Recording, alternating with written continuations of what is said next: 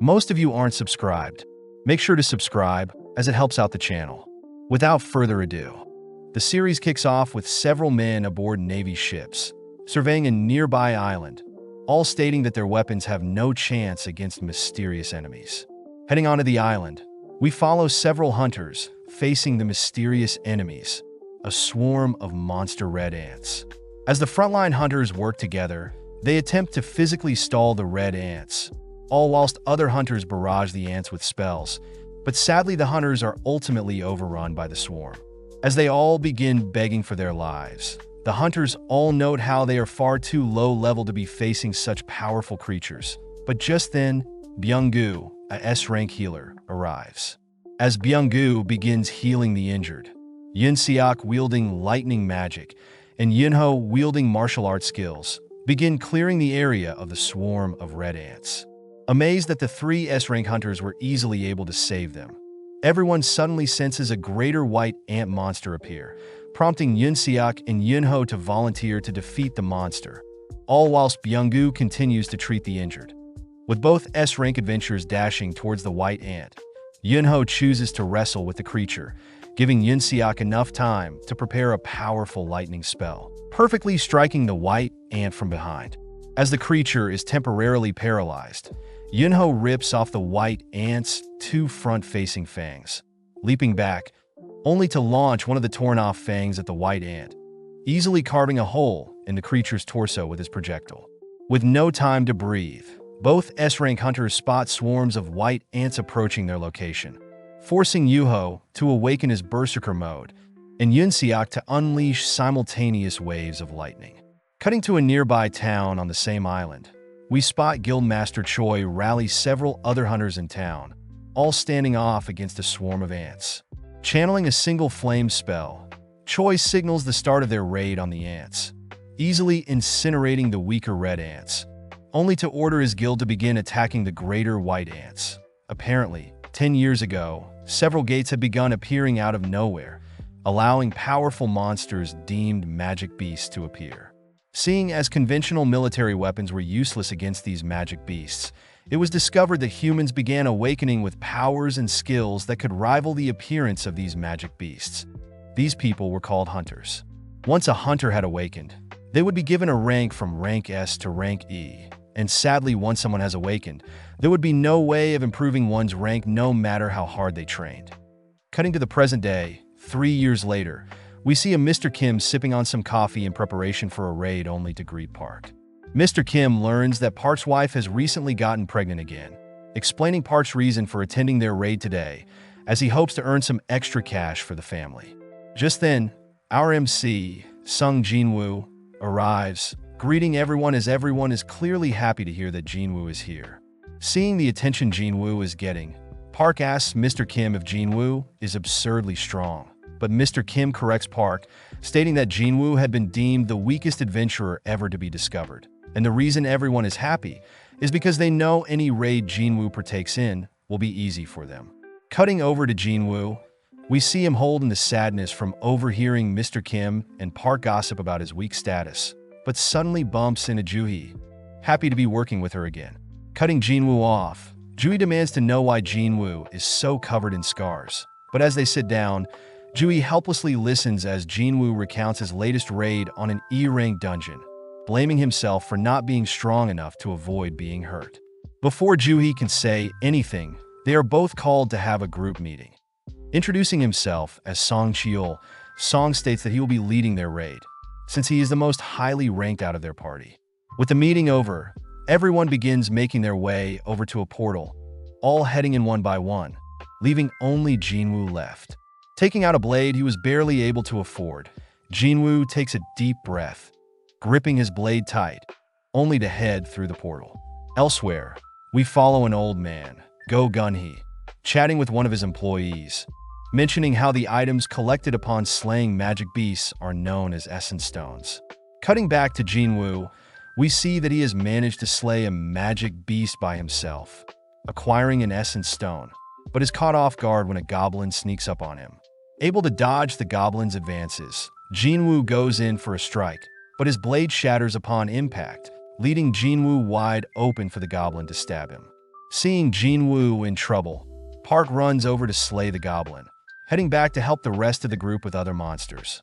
All whilst Juhee is forced to stop Jinwoo from bleeding out. As Jinwoo lies on the floor, he admires Song's magnificent skills, but just then we cut back to Go Gunny talking more about the uses of essence stones. Go Gunny states that stones acquired from slaying magic beasts allow powerful weapons to be crafted, but similar things can be done to mana crystals collected from dungeon raids. Most importantly, Go Gunny states that the government is attempting to harvest energy from these mana and essence crystals, hopefully discovering a brand new way of acquiring energy. Back with Jinwoo, we see that his party had managed to deal with the swarm of monsters and the dungeon's boss, but Jinwoo notices Juhee's serious look. Juhee states that she is seriously worried for Jinwoo, not wanting him to push himself into dangerous situations.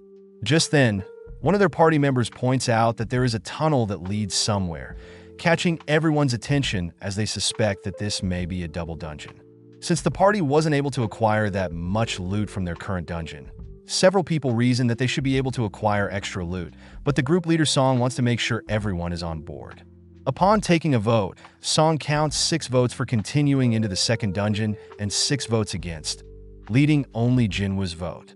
Thinking about his current situation, Jinwoo reveals that his father had gone missing, his mother is currently hospitalized, and his sister is about to enter college soon.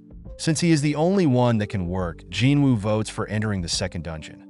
Cutting to Guild Master Choi in his massive building, we see him mentioning a hunter by the name of Cha Hae-in. But just then, right outside his building, we see 2 thieves steal a lady's handbag, fleeing on a motorcycle.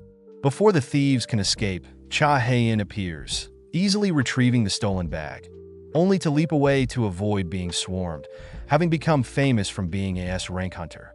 Back with Jinwoo and his party, we see him apologizing to Juhee, always thankful for a B-rank hunter like Juhee being there for him, but sees that Juhee is clearly mad at Jinwoo for voting to explore the dungeons. Since dungeons close after a dungeon's boss is defeated, the party note how they have around 20 minutes to spare, but Juhee is pissed that Jinwoo is always putting his life in danger. But to make up for it, she demands Jinwoo take her out for a meal, as a thanks for always taking care of him. Just then, the gang encounter a huge set of intimidating doors, but holding back their fear, they venture onwards. As they enter a massive room, they notice the room automatically light up, spotting various statues littered around the edge of the room. Seeing a massive statue in particular, everyone begins wondering what the challenge of this dungeon could be. But as they begin inspecting the room more, they stumble upon some writing in the room. With the leader's song reading out the commandments of the Kartinon Temple, the commandments state that they must fear, praise, and prove their faith to God, or else they will not leave alive. Just then, the room's doors slam shut, prompting one of their group members to get freaked out, stating that they will personally be leaving. Before the group member can reach the doors, one of the statues suddenly moves, instantly decapitating the group member, leaving everyone in shock. Trying to digest the situation, Jinwoo notes how the group member that was instantly killed was at least D rank. And seeing as that single statue was able to move, Jinwoo turns around to observe the massive statue behind them, breathing heavily as the statue's eyes suddenly glares at him. Having survived death many times, Jinwoo had learned to survive with the most minimal of equipment, and instead rely on his instincts. Sensing something from the statue's eyes, Jinwoo cries for everyone to get down, right as the statue's eyes shoot a powerful beam at everyone in the party. With another one of their members incinerated, everyone begins to beg for their life, all whilst Jane racks his brain to figure out how to survive. Seeing that the giant statue has ceased its attacks, several group members state that they should all make a run for it while they still can, but Song orders everyone to stay still, not wanting to provoke the statues. Turning to Jinwoo, Song commends Jinwoo's senses. As if it was not for Jinwoo alerting everyone to the giant statue's eyes, everyone would have been dead.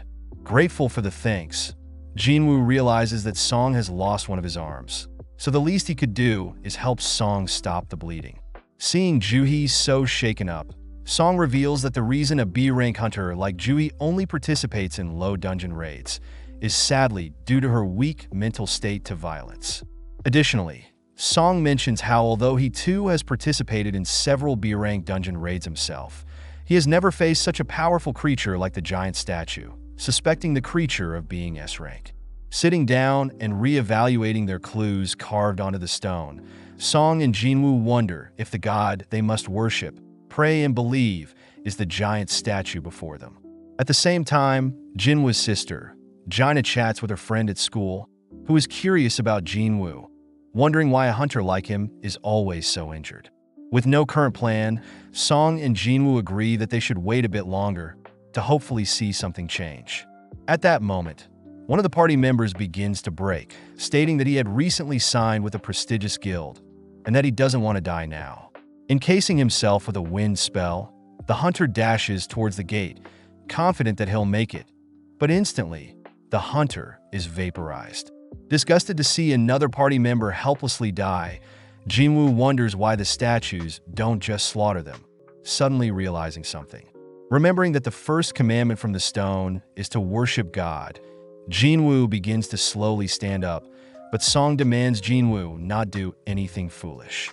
Upon seeing Jinwoo's determined eyes, Song allows Jinwoo to proceed, prompting Jinwoo to continue to stand up, only to immediately duck and bow his head upon spotting the giant statue's eyes light up. With everyone curious about what just happened, Jinwoo suspects that the giant statue only attacks people when they reach a certain height, therefore they should all bow to the giant statue. Seeing as everyone has bowed their heads, Jinwoo peeks to see the statue's eyes, relieved that the eyes have turned off, but instead the statue dons a terrifying grin. With nothing else happening, everyone notices that they are now allowed to stand up, exciting the party, but Jinwoo notes something is off. Just then, the giant statue stands up, slowly marching towards the members, all whilst holding its terrifying smirk. Thinking about the second commandment, Jinwoo racks his brain on ways to praise God. But out of nowhere, one of the party members suggests that they praise God through words, choosing to kneel before and recite a prayer. As everyone watches as the statue slowly approaches the knelt-down hunter, they all are forced to watch as the giant statue mercilessly stomps on the knelt-down hunter, following up by killing another frightened hunter.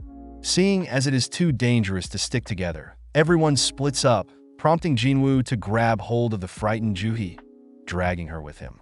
Following Park, we see that he has made it towards the edge of the dungeon, thinking about how he still has a loving wife and kids that he must return to, but sadly one of the night statues cleave Park's body in half. Attempting to come up with a plan, Jinwoo notices Juhee's disturbed expression along with several hunters begging for their lives. Jinwoo digs deeper to come up with a plan. Scanning the statues around the edge of the dungeon, Jinwoo spots a statue with a musical instrument, ordering everyone to head towards that statue. With Song heading to his nearest statue, Song spots the statue playing its instrument, stating that it's safe to head to statues with musical instruments, prompting Mr. Kim to successfully find a statue of his own, only to begin breaking down crying.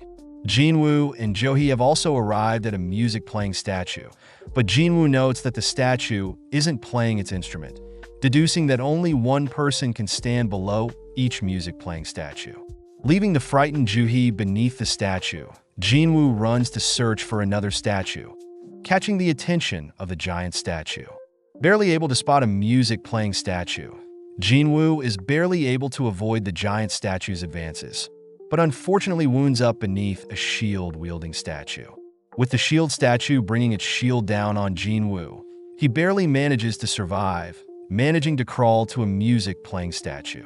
With everyone now under a music-playing statue, they all spot the giant statue go back to its original location, seemingly turning off. Rushing to Jinwoo's side, Juhee notices Jinwoo's severed leg, immediately applying her healing magic, but Juhee is unable to completely heal Jinwoo, having depleted all her mana. With everyone wondering what now, Mr. Kim speaks up, demanding that Song take accountability, being the leader of the group that agreed to explore this dungeon. Just then, an altar appears in the middle of the dungeon, prompting Jinwoo to realize that the altar aligns with the third commandment, as by believing in God, someone must be sacrificed. Hearing this, Mr. Kim raises his blade to Song's neck, ordering Song to sacrifice himself and atone for his sins.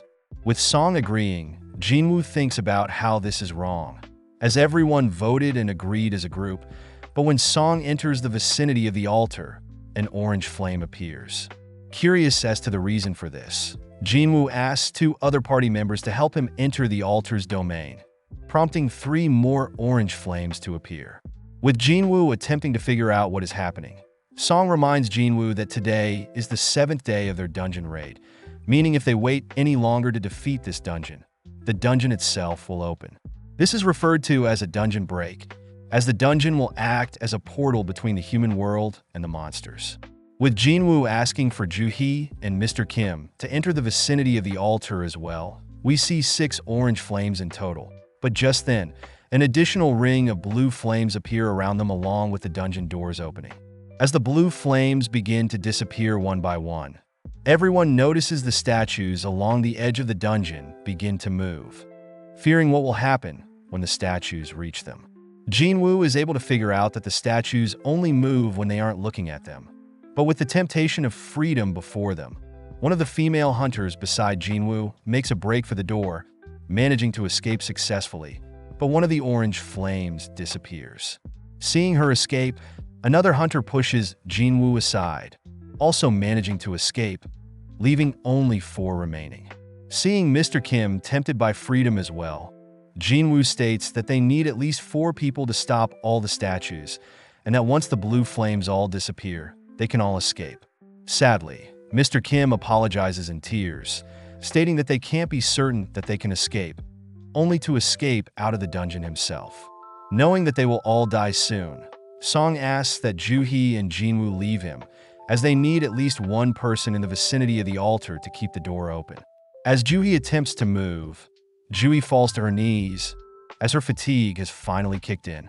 With no other choice, Song and Jinwoo agree that Jinwoo will stay behind, unable to move himself, and Song will carry Joo-hee to safety. When Joo-hee offers to stay behind, Jinwoo states that she must live, handing her the essence stone he obtained, only for Song to knock Joo-hee unconscious, carrying her on his shoulder, only to leave the dungeon. With Jinwoo alone, he attempts to stand off against the swarm of statues, but instead is brutally flung around, ultimately falling onto the center of the altar, bleeding out. As the statues puncture his body with their weapons, Jinwoo cries out that he has a family as well, demanding for a second chance. As everything goes black, a sudden system terminal pops up, stating that Jinwoo has completed the secret quest, Courage of the Weak.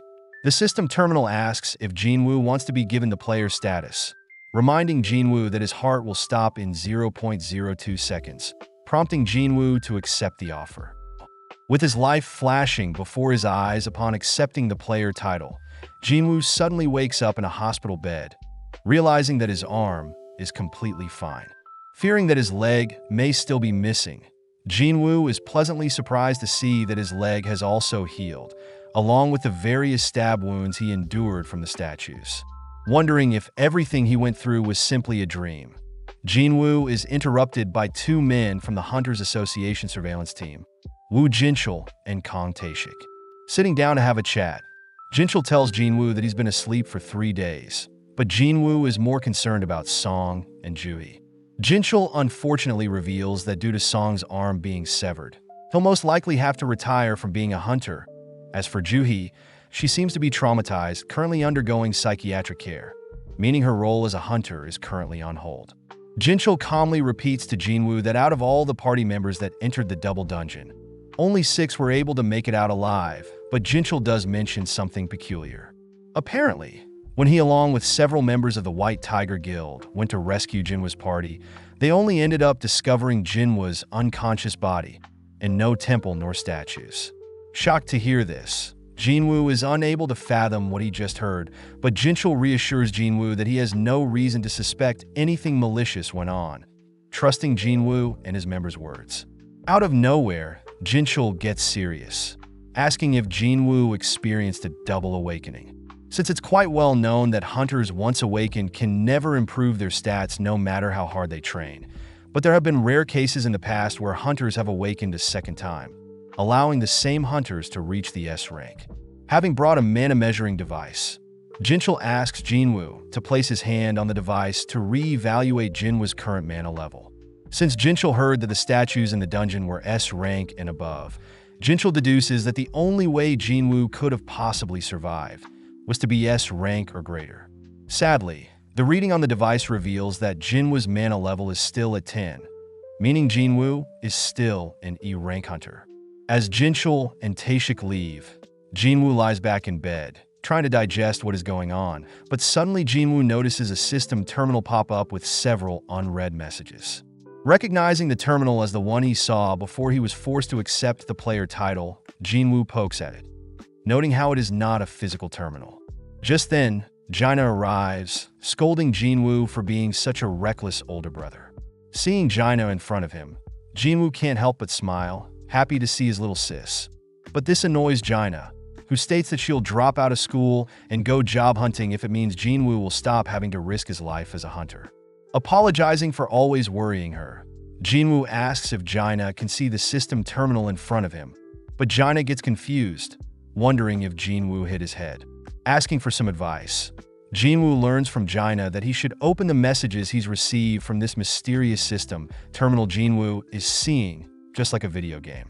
With Jaina leaving for now, Jinwoo begins sifting through all the notifications, reading that the system intends to help Jinwoo get stronger, but if Jinwoo doesn't comply, he'll get punished.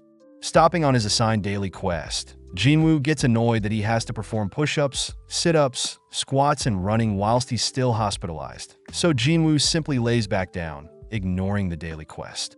Cutting to Jinchul, we see him reporting Jinwoo's case to Gunny, noting how although Jinwoo didn't awaken again, it definitely is weird that no dungeon break ended up happening.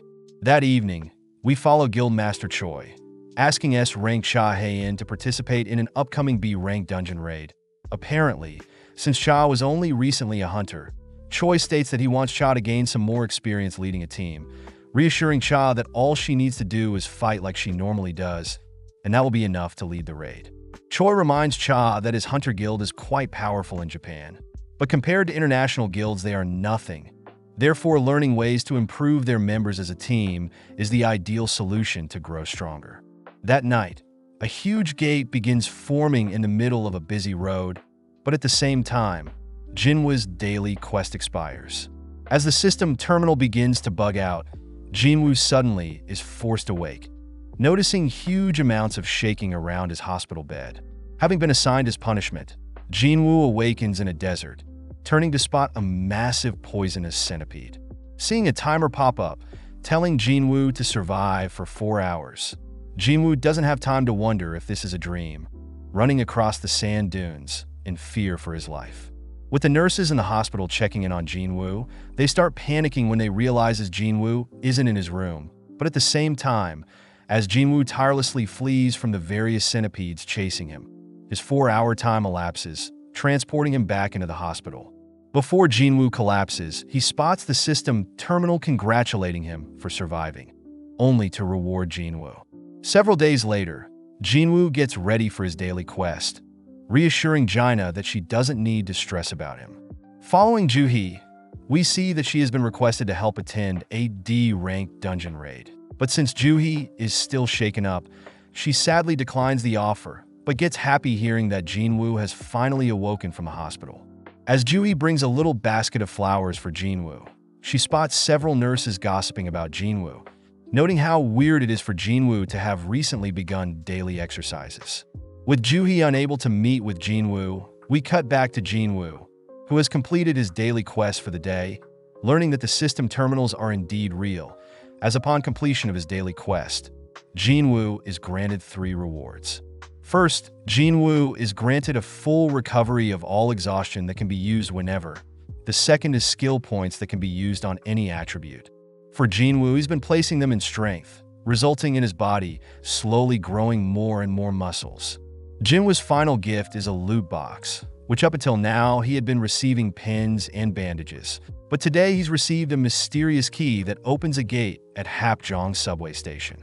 With news of D-rank, C-rank, and B-rank gates beginning to appear more frequently around the country, we follow Jinwoo sitting beside his unconscious mother, revealed to have contracted a condition called eternal sleep. Apparently 4 years ago, Jinwoo's mother had entered the final stages of the disease, and sadly the only thing doctors can do is keep Jinwoo's mother on life support. Working through his daily quests, Jinwoo begins thinking back on his life, having expected to afford treatment for his mother when he first became a hunter. But as Jinwoo began joining raids, he realized that he was unable to fend for himself. But now with this opportunity to grow stronger, Jinwoo places most of his skill points into strength, heading to Hapjeong Station to enter the special gate. Having brought a weapon for safety, Jinwoo takes out the dungeon key, unlocking the dungeon, and is notified that he has entered an instance dungeon. Slowly descending the station, Jinwoo realizes that he is in a separate dimension, and that the only way to escape is to defeat the boss, or to use a teleportation stone. With no other choice but to continue deeper into the dungeon, Jinwoo arms himself with a blade, only to be stopped by 3 goblins. Not wanting to lose to these pathetic creatures, Jinwoo clashes with the 3 creatures, managing to impale one of the goblins. Feeling a surge of confidence rush over him, Jinwoo follows up, but slaying the remaining 2, happy to see that he has grown stronger. Out of nowhere, Jinwoo senses a powerful creature approaching from behind, managing to block the beast's advances, but unfortunately his blade shatters. Realizing the steel-fanged Lycan beast is far stronger than the goblins he just faced, Jinwoo begins to cower in fear. As the Lycan begins rushing Jinwoo gets pissed at his weak self, helplessly watching as the beast pounces on him. Mustering up the courage to move, Jinwoo leaps as far as he can from the Lycan, surprisingly flipping multiple times through the air. Catching himself in a handstand, Jinwoo pushes off with his arms, noting how light his body feels as he leaps over the Lycan. As the Lycan begins dashing towards Jinwoo steals his resolve, gripping his fist as hard as he can, only to launch his fist at the Lycan. In an instant, the Lycan is flung back, surprising Jinwoo, believing that the points he put into strength is paying off. Sadly, the Lycan simply gets back up, making Jinwoo aware that it's still far stronger than Jinwoo. As the Lycan once again initiates the fight, Jinwoo relentlessly throws punch after punch, all whilst dodging the Lycan's steel jaw. But as when the Lycan gets too close, Jinwoo is forced to dodge to the side, allowing the Lycan to continue charging into a wall. Seeing that the Lycan hasn't sustained an ounce of damage, Jinwoo begins running to buy time, racking his brain for a solution to defeat the creature. Having only brought food and water, Jinwoo wonders how he'll get a powerful item to slay the creature, suddenly realizing something. As the Lycan continues to hunt Jinwoo down, Jinwoo stops to open his player inventory, reaching in and grabbing a powerful sword. Right as the Lycan reaches Jinwoo uses his new sword, easily splitting the creature in 2 with a single slash. Trying to make sense of what just happened, Jinwoo states that the blade apparently belonged to Mr. Kim, having paid 3 million for the special sword, all whilst acquiring a title and being notified of a level up. Sensing 2 more Lycans approaching, Jinwoo states that he has no longer any reason to fear the creatures, gripping his new weapon. But as the Lycan begins to fastly approach, Jinwoo realizes that his sword is lodged into the ground, managing to barely free, right as the Lycans attack. With one Lycan dodging Jinwoo's initial slash, the other manages to bite down and restrain Jinwoo's blade. Amazed at the grip strength of the Lycan's steel fangs, Jinwoo manages to kick the Lycan holding onto his sword, instantly cleaving the creature into 2. Knowing that the Lycans don't even compare to statues in the double dungeon, Jinwoo turns to the second Lycan, only for the creature to retreat. Sitting down to assess his stats, Jinwoo realizes that he has reached a level of 2, noting how his level never changed when he did his daily quests, but reasons that he only levels up during real combat. Additionally, Jinwoo notes that upon leveling up, his wounds have been healed and that each of his 5 stats have risen by a single level, making leveling up more efficient than daily quests that only yield 3 skill points. Wondering what a single skill point does to his overall body, Jinwoo reasons he should think about these things later. Heading over to retrieve the essence stones from the monsters he's slain, Jinwoo is surprised to see the system notify him that he has received a monster drop instead, a Lycan's tooth. Navigating around the system terminal, Jinwoo notices a store, sad to see that he's too low level to purchase any items, opting to sell his most recent leaken tooth for 20 gold instead. Wondering how much the system's gold is compared to his world's gold, Jinwoo once again brushes that question aside, stating that he must defeat the dungeon boss if he wants to leave. Knowing that he must get stronger first, before he can take on a dungeon boss by himself, Jinwoo suddenly spots the Leaken that fled earlier, having returned with a pack of lichens. Charging head first into the pack of lichens, Jinwoo begins to slay one Leaken at a time, stopping to assess the situation, thinking about what he could achieve with this new-found gift. Relentlessly dismantling the swarm, multiple level-up notifications can be seen as Jinwoo continues to carve through the pack, but at the same time, the gate that appeared on the road continues to grow in size, with no hunters arriving to take care of it. Having acquired the Wolf Assassin title, Jinwoo is seen victorious and all covered in blood, but sad to see that his sword will break soon. Reading up on his new Wolf Assassin title, Jinwoo is amazed to see that his attacks against animal-type monsters are boosted by 40%, and that he has acquired 34 wolf fangs, 2 worn daggers, a traveler's cloak, and surprisingly a teleportation stone. Wondering if he should use the teleportation stone to leave, Jinwoo wonders if he'll ever get another one of these instance dungeons again, reasoning that it can't hurt to explore the dungeon a little more. Cutting to Juhee, we see her receive a call whilst out on a midnight stroll, learning that a dungeon nearby has opened, and they are in need of a healer. As Jinwoo makes it deeper into the dungeon, he begins noticing his battles against various magical beasts growing easier and easier.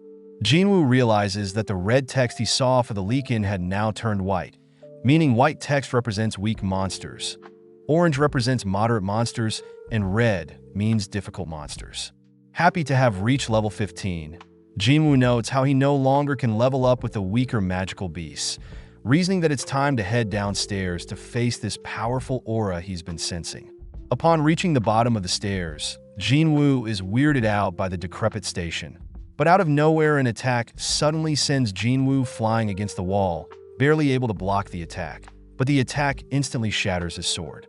Appearing from a stream of water, the blue Venomfang Kasaka floor boss appears, with an orange text. Scanning the creature, Jinwoo notes the floor boss's tough skin, rushing to engage the approaching snake, but leaves no dent due to the creature's tough skin. Circling around, the floor boss begins chasing Jinwoo through the station, helplessly body slammed into the stream of water, only to barely survive the creature's entrapment in the water. Flung across the station's platform, Jinwoo watches as the snake tosses a train at Jinwoo, scrambling to evade the oncoming projectile. Moving in on Jinwoo, the floor boss manages to pin Jinwoo to a wall, smashing him through said wall, pissing Jinwoo off as he demands to know why he hasn't grown stronger the slightest bit. Knowing that no one will come to save him, Jinwoo is smashed into the station ceiling, falling onto the ground, but Jinwoo has clearly had enough. Stabbing and evading the creature's advances, Jinwoo knows that compared to the S-rank statues, this creature is nothing, opting to ditch his blade to cling onto the snake. Choosing to bet on his raw strength, Jinwoo begins tightening his grip around the snake's neck, watching as the snake squirms and flails around, only to collapse. With the system notifying Jinwoo of his level ups, Jinwoo smirks, happy to see that he has indeed grown stronger, having just defeated a dungeon by himself.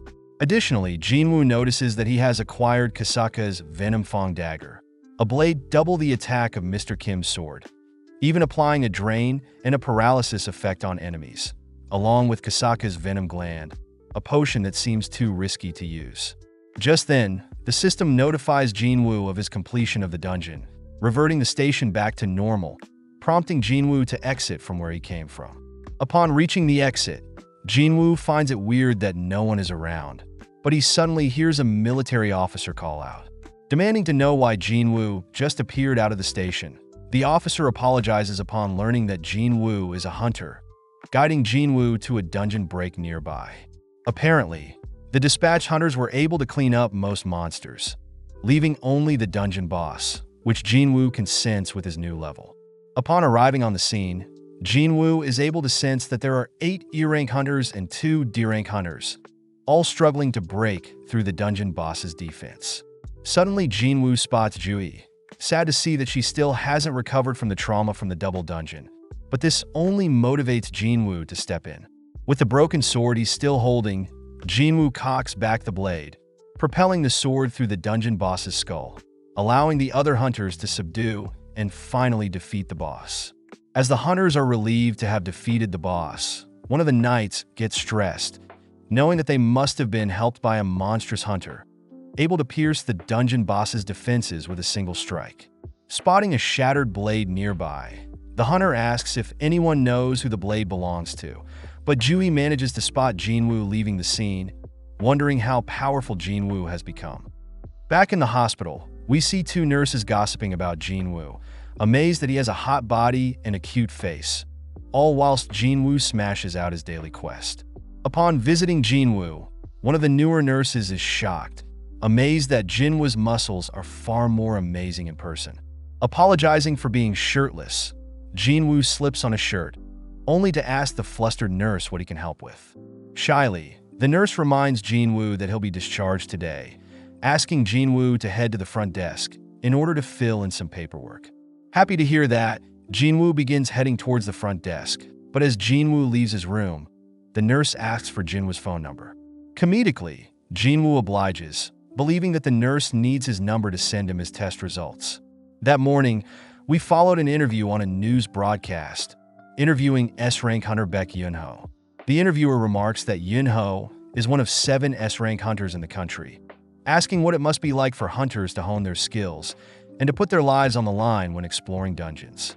Pleased by the question, Yunho states that the sole existence of a hunter is to explore and train, relating back to a time when he was a firefighter and that he needed to master the craft in order to ensure no one gets hurt. At the same time, we see Jaina impressed by Yuho on the television, but seeing as she'll be late for school, she begins rushing out of her apartment. Running into Jinwoo, Jinwoo reminds Jaina to be careful on her way to school, but having not seen Jinwoo in a while, Jaina asks Jinwoo if he's been working out. Walking towards Jinwoo, Jaina is shocked to see Jinwoo has also grown taller, which Jinwoo didn't notice.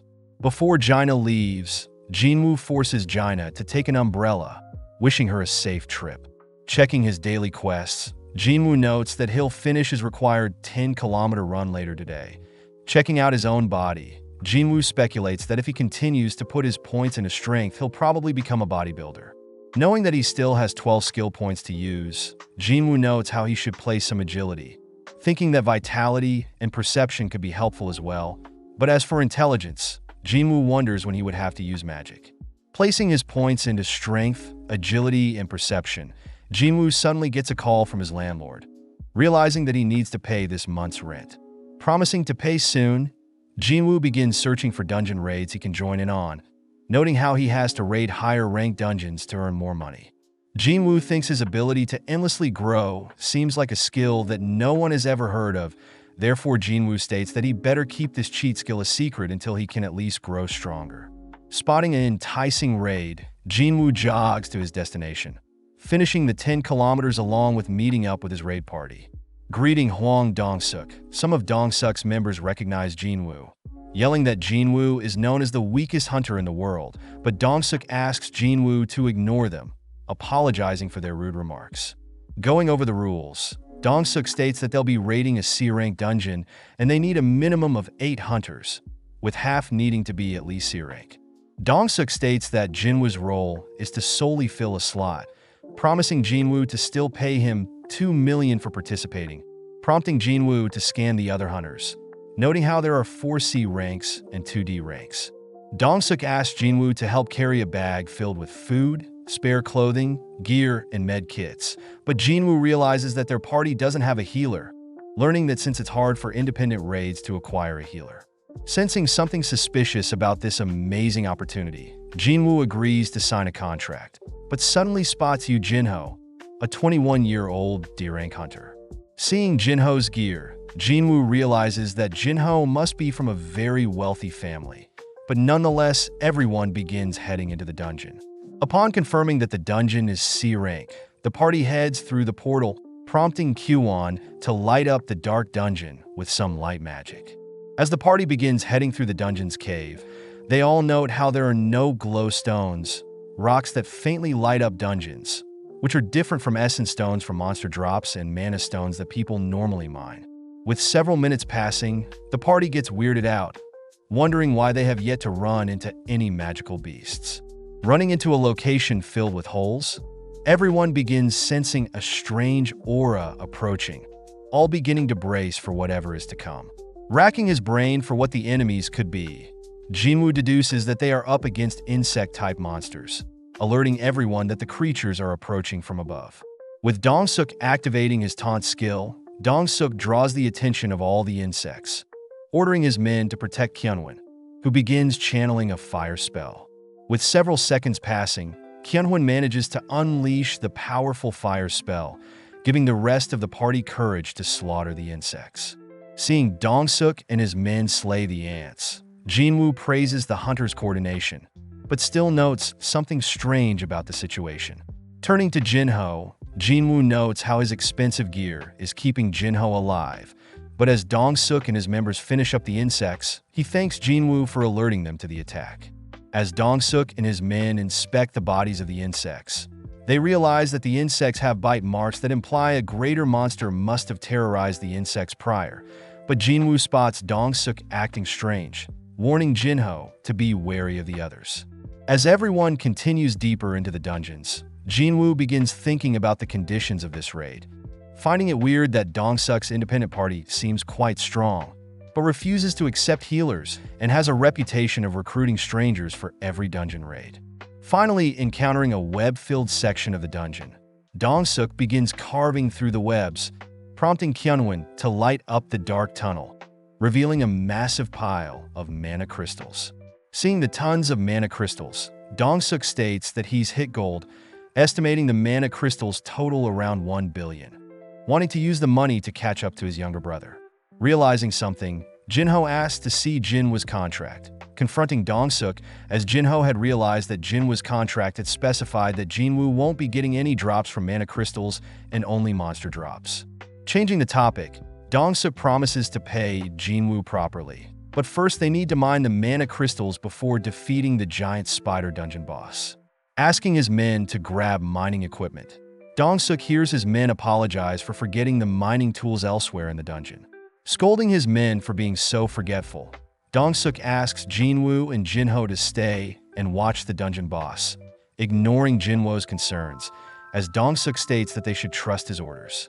As Dong-suk and his men leave, Jinwoo finally places the pieces together, knowing that Dong-suk and his men total to 6, exactly 2 men below an 8-party raid. Additionally, since Dong-suk has raided other C-rank dungeons before, it's strange for Dong-suk to recruit strangers. But just then we see Dong-suk order Kyunwon to seal off the dungeon entrance, trapping Jinwoo and Jinho with the dungeon boss. Flashing back, Jinwoo is reminded of a time when Song had told him about scummy hunters that would purposely get other party members killed in a dungeon, in order to take more loot for themselves as things that happen in the dungeon can't be tracked down. With the noise from various rocks blocking Jinwoo and Jinho's escape, we see the dungeon boss slowly descend. But as Jinwoo thinks back on how much stronger he's gotten, Jinwoo equips his dagger, stepping up to confront the dungeon boss. Back outside the gate, we see Dong-suk and his men leave the portal, hearing his men ask him why they didn't just slay Jinwoo and Jinho. Dong-suk reminds his men that fighting near the spider boss would have woken the boss up, so by letting the spider eat the two, they can go in and mine all the mana crystals for themselves.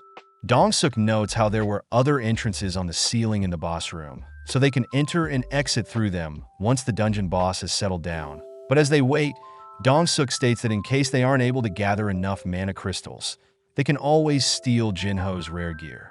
Crouching down and browsing through his phone, Dong-suk wonders which rich family Jinho belongs to, reasoning he should attend the kid's funeral, but suddenly asks Kyuwon if he could beat the dungeon boss himself. Happy to hear that Kyuwon agrees that they would need their entire army to slay such a creature. Cutting back to Jinwoo and Jinho, Jinho advises Jinwoo to flee instead of facing the boss, revealing that the spider dungeon boss is at least C rank, and it would take an upper C rank or even a B-rank hunter to solo such a boss. Knowing that Jinho is correct, Jinwoo remembers how the snake and the golem bosses were D-rank, meaning he might not stand a chance against the spider dungeon boss, but Jinwoo can't help but feel calm, smirking as he wonders how strong he is now. Currently level 18, Jinwoo grips his blade, dashing towards the spider, only to swiftly pass through it, striking it a couple of times. At the same time, we see Gunhee chatting with Jinchul, having finished a draining meeting, asking if Jinchul could clear up his schedule, needing a break from all the press. As the dungeon boss begins striking back, Jinwoo evades each strike, heading to cut off one of the spider's legs, but is forced to retreat when his blade doesn't even scratch the spider's leg. Knowing a single strike from the spider will end him, Jinwoo begins ducking and weaving below the spider's body, trying to find an opening, but as Jinho watches on, he gets terrified, noting how Jinwoo can't be E-rank.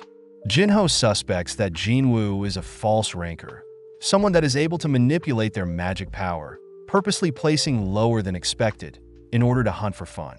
As Jinho falls to his knees powerless, Jinwoo continues to hack away at the spider, but is stuck, unable to break through the spider's thick exoskeleton. With his fatigue already at 57, Jinwoo confirms that his daggers have paralysis and drain on them, realizing that he'll need to use them to defeat the boss. Dashing forwards, Jinwoo realizes he can target the weaker spots of the spider to apply the debuffs, but suddenly senses something dangerous, leaping back, just avoiding the spider's acid spit. With another of the spider's trump cards revealed, Jinwoo knows that he'll lose if the fight draws out longer, opting to use his new dash skill. With a single cast of dash, Jinwoo appears above the spider, managing to impale and apply his dagger debuffs to the spider, but instantly the spider nullifies the debuffs. Knowing that he needs to keep applying the debuffs, Jinwoo speeds up, amazing Jinho as he tries to keep up with Jinwoo, but as Jinwoo sees an opening, he realizes that his fatigue has hit 70, giving the spider an opening to knock Jinwoo aside. As the spider scurries over to Jinwoo, it raises its claw to pierce Jinwoo, but right before it does, Jinwoo is reminded of his full recovery from his daily quests, barely activating it and escaping right before he's impaled.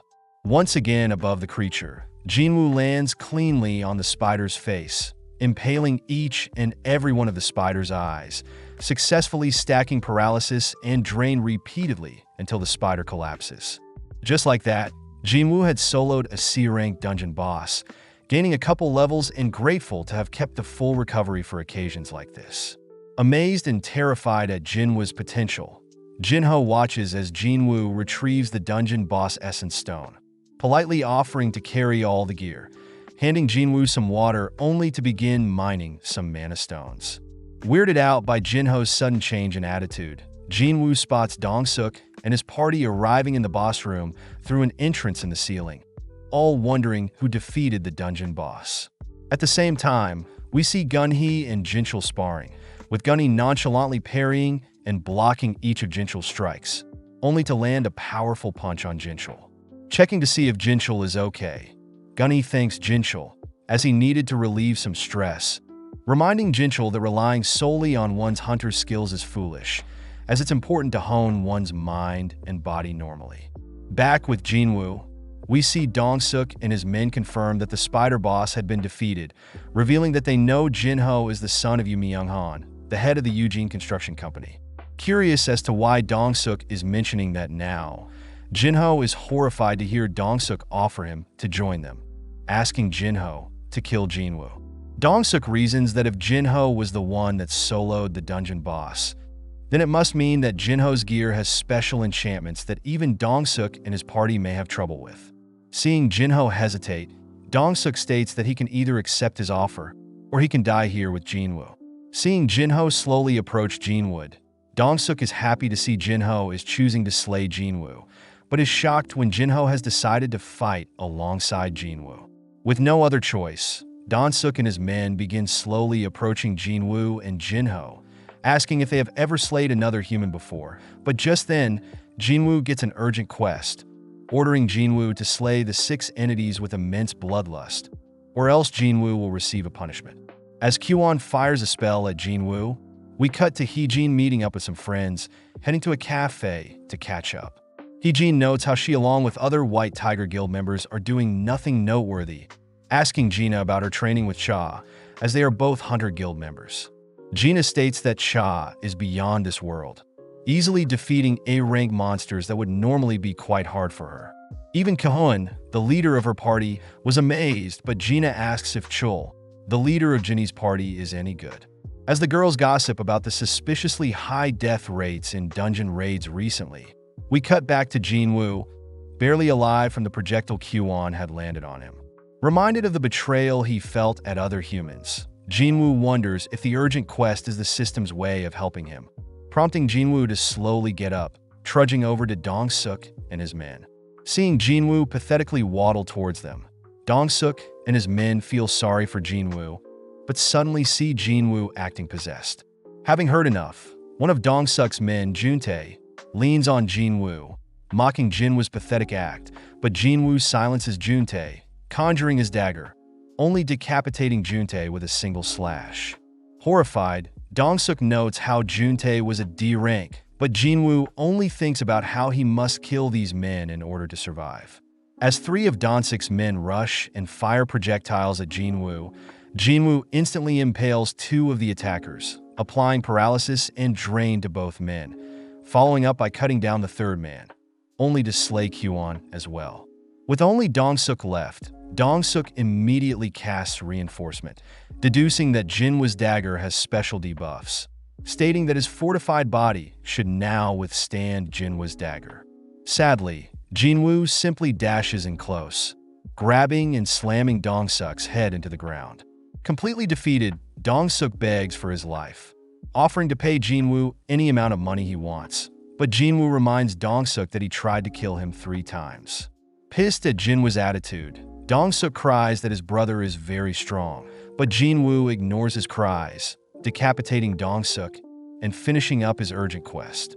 As the dungeon begins to close, Jinwoo and Jinho report their raid to Association Worker. But as Jinho fills the lady in on everything, Jinwoo checks out his rewards for completing the sudden quest, shocked to be given the skill Murderous Intent, a skill that weakens all abilities of the enemy.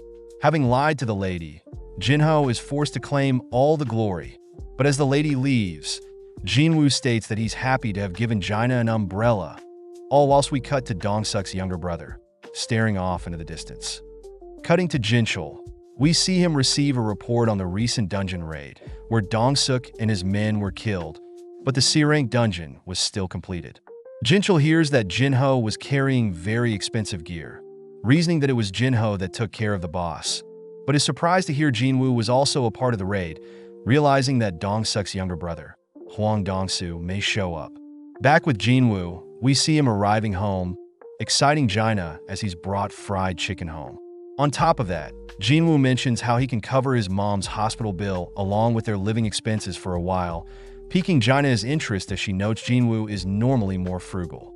As the two sit down to munch on the fried chicken, Gina asks about Jinwoo's recent raid, believing that it must have been pretty easy with other higher rank hunters. Thinking back on the raid, Jinwoo notes how he was quite cold back there, easily able to dismantle a whole group of humans, wondering if the system is changing him for the better. With Gina calling out to Jinwoo, Jinwoo apologizes for zoning out, knowing that if he's forced to go through such a traumatic event again, he won't hesitate, as he needs to get stronger to protect his family. As Jinwoo cracks open and sips a beer, a system terminal pops up, stating that it has detected a toxic chemical entering Jinwoo's body, instantly removing it after a few seconds. Amazed, Jinwoo chugs the rest of his beer, heading to his room, but teases Gina for eating too much. Now alone, Jinwoo experiments with a few more beers, impressed that he's not getting drunk at all, but realizes that it's a reward from surviving the double dungeon. Health and longevity buff allows immunity to all toxins along with improved regeneration capacity, which explains why Jinwoo's limbs came back after reviving as a player. As Jinwoo rests for the day, Gina notifies Jinwoo that a man by the name of Jinho is asking to meet with Jinwoo. But before Jinwoo leaves, Gina scolds Jinwoo for drinking too much, which Jinwoo reassures Gina that he's perfectly fine. Meeting up at a nearby cafe, Jinho thanks Jinwoo again for saving his life, which Jinwoo says is fine, happy to have received a good chunk of the essence stones to sell. Jinwoo asks if Jinho had revealed what really happened in the dungeon, but Jinho states that the violence was all in self-defense, so he hasn't told anyone yet. Just then, Jinho reveals that he wants to start a strike team, which Jinwoo immediately declines, anticipating that Jinho is asking him to join. Before Jinwoo leaves, Jinho reveals that he wants to start his own guild, and that they need only 19 more raids to be certified. Interested, Jinwoo learns that Jinho is in desperate need of manpower, wanting to start his own guild knowing that he'll inherit his father's company soon. Jinwoo notes how Jinho is the second son to the prestigious Eugene Construction Company, surprised that Jinho's father wants to start a guild for themselves. Jinho reveals that his father intends to have a S-rank hunter as their guild leader, but Jinwoo reminds Jinho that all 7 S-rank hunters in Korea are busy, with a former S-rank healer, Min Byung-yu, already retired.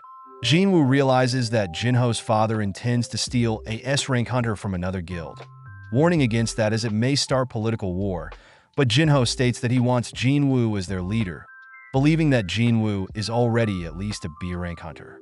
Knowing that he nor his brother can lead their new guild, Jinho hands Jinwoo the location of their new guild building, stating that Jinwoo can have the $30 billion building after he completes 19 raids for their guild.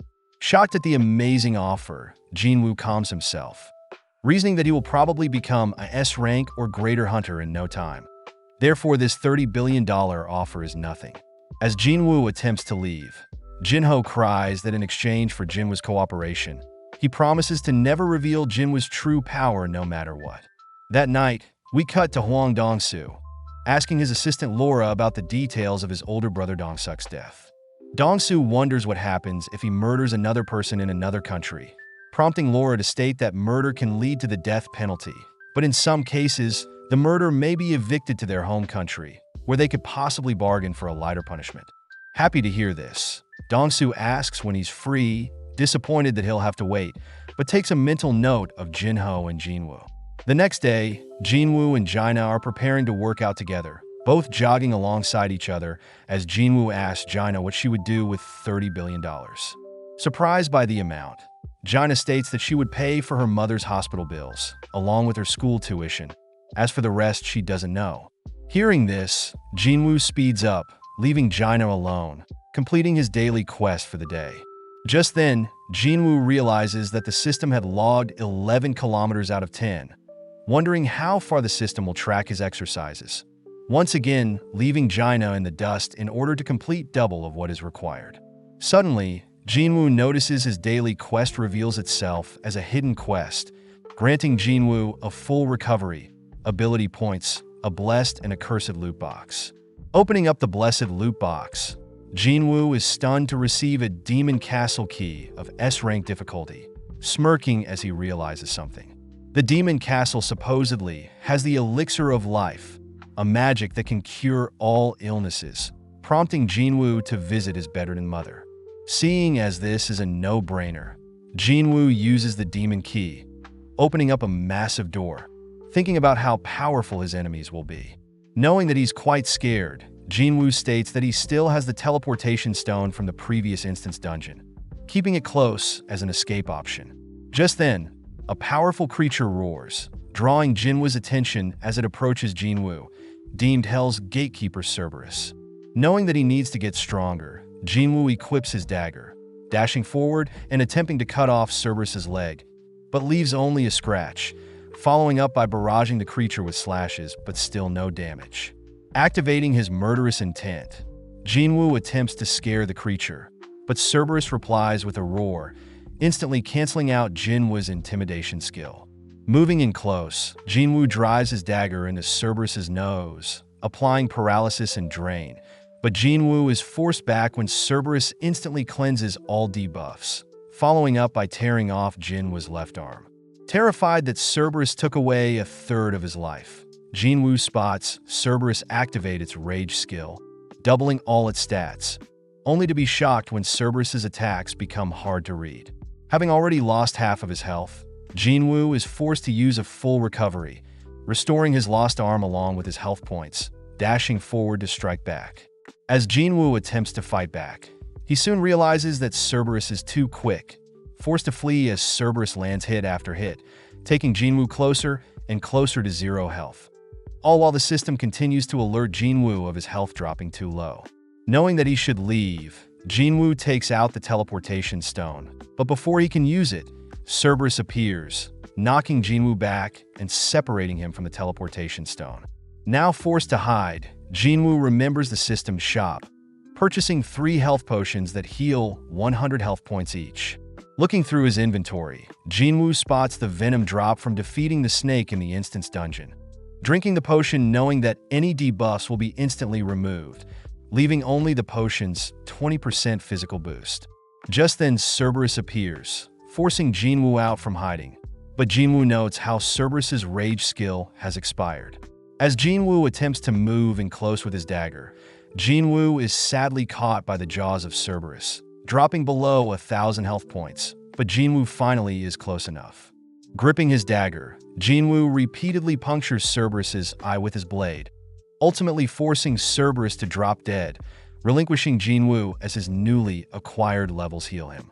Checking out his monster drops, Jinwoo spots a demon castle door key, an item that he can access along with a fraction of the materials needed to craft the elixir of life. Knowing that he'll surely die if he enters the demon castle now, Jinwoo sets a goal of getting stronger first, before he returns to complete the elixir of life. Returning to his mother's side, Jinwoo can't help but be fixated on the elixir of life, wondering if this is the answer he's been looking for to awake his mother from her slumber. Knowing that he can only find and craft the elixir in the demon castle, Jinwoo knows that he is too weak at his current state, promising to get stronger. Cutting to a nearby cafe, Jinwoo agrees to help Jinho with completing 19 dungeon raids, but Jinwoo states that he only agrees if Jinho and himself are to raid the dungeons. Completely stunned by Jinwoo's conditions, Jinho reminds Jinwoo that they'll be raiding C-rank dungeons and that they need a minimum of 8 people per dungeon raid. Jinwoo simply says Jinho can find randoms that will fill in the positions, just like what Dong-suk did, but Jinho is worried that himself and Jinwoo are still too weak. Jinwoo states that by having only himself and Jinho enter the dungeons, they can guarantee that no one else gets injured, and plus having a clean record after 19 dungeon raids will surely impress Jinho's father, inspiring Jinho to agree to Jinwoo's conditions. Cutting to Cha Hae-in, we see Cha flawlessly exercising, sprinting around a racetrack only to stop for some water. As Cha cools off with some stretches, she calls out to the mysterious man that has been watching her, impressing the man as he hands Cha a business card belonging to Eugene Construction Company, Yoonbyeom Gil. Following Jinho and his father, Jinho listens as his father reminisces on the past 10 years, with the world being flipped on the resources found in the dungeons. Jinho's father notes how powerful the Hunter Association is, belonging to the government, and is solely responsible for classifying hunters' strengths along with keeping track of dungeon appearances. Even though the Hunter Association is influential, Jinho's father states that the 5 guilds, the Hunter Guild, the White Tiger Guild, the Fiend Guild, the Fame Guild, and the Knights Guild are way more influential, able to amass huge amounts of resources. Jinho's father reiterates that they themselves must start a guild, prompting Jinho to think about how powerless he is, wondering how he can impress his father. Back with Jinwoo, we see him completing his daily quest, sad to see that he isn't able to surpass the required daily tasks. Accepting his rewards, Jinwoo wonders if he can get another special key to an instance dungeon. But upon opening a loot box, Jinwoo is disappointed to see only a bingo ticket. Heading through town, Jinwoo notes how 3 skill points won't be enough progress, racking his brain to think of ways to get stronger. Knowing that the 19 dungeon raids will be good, Jinwoo wonders if he can level up in the penalty zone by defeating those centipedes, but realizes it'll be a waste of time if the centipedes don't level him up. Just then, Jinwoo receives a notification, asking Jinwoo to join a D-rank dungeon raid. Hesitant that he'll accidentally reveal his true power to others, Jinwoo realizes that he doesn't have time to waste, accepting the raid opportunity. Cutting to Song, we see him sparring one of his students, happy to see that his student is growing quickly, but is still unable to defeat Song even though Song only has one hand. Just then, Song receives the same notification as Jinwoo, asking Song to attend a D-rank dungeon raid, but Song wonders if he should even go. Song's student asks if Song intends to retire soon, prompting Song to agree that he might end up being a hindrance if he attends the dungeon raid, but Song states that he plans to do everything he can before he leaves this world. Cutting to Mr. Kim, we see him admiring his adorable daughter, revealing to his wife that he had received a dungeon summon. But this only gets Mr. Kim's wife to ask Mr. Kim to not go. Picking up his youngest daughter Yoonji, Mr. Kim reminds his wife that they'll need money to place Yoonji through kindergarten and their older daughter through junior high. Seeing as her husband is right, Mr. Kim promises to return safely, reassuring his daughter Yoonji that he is very strong.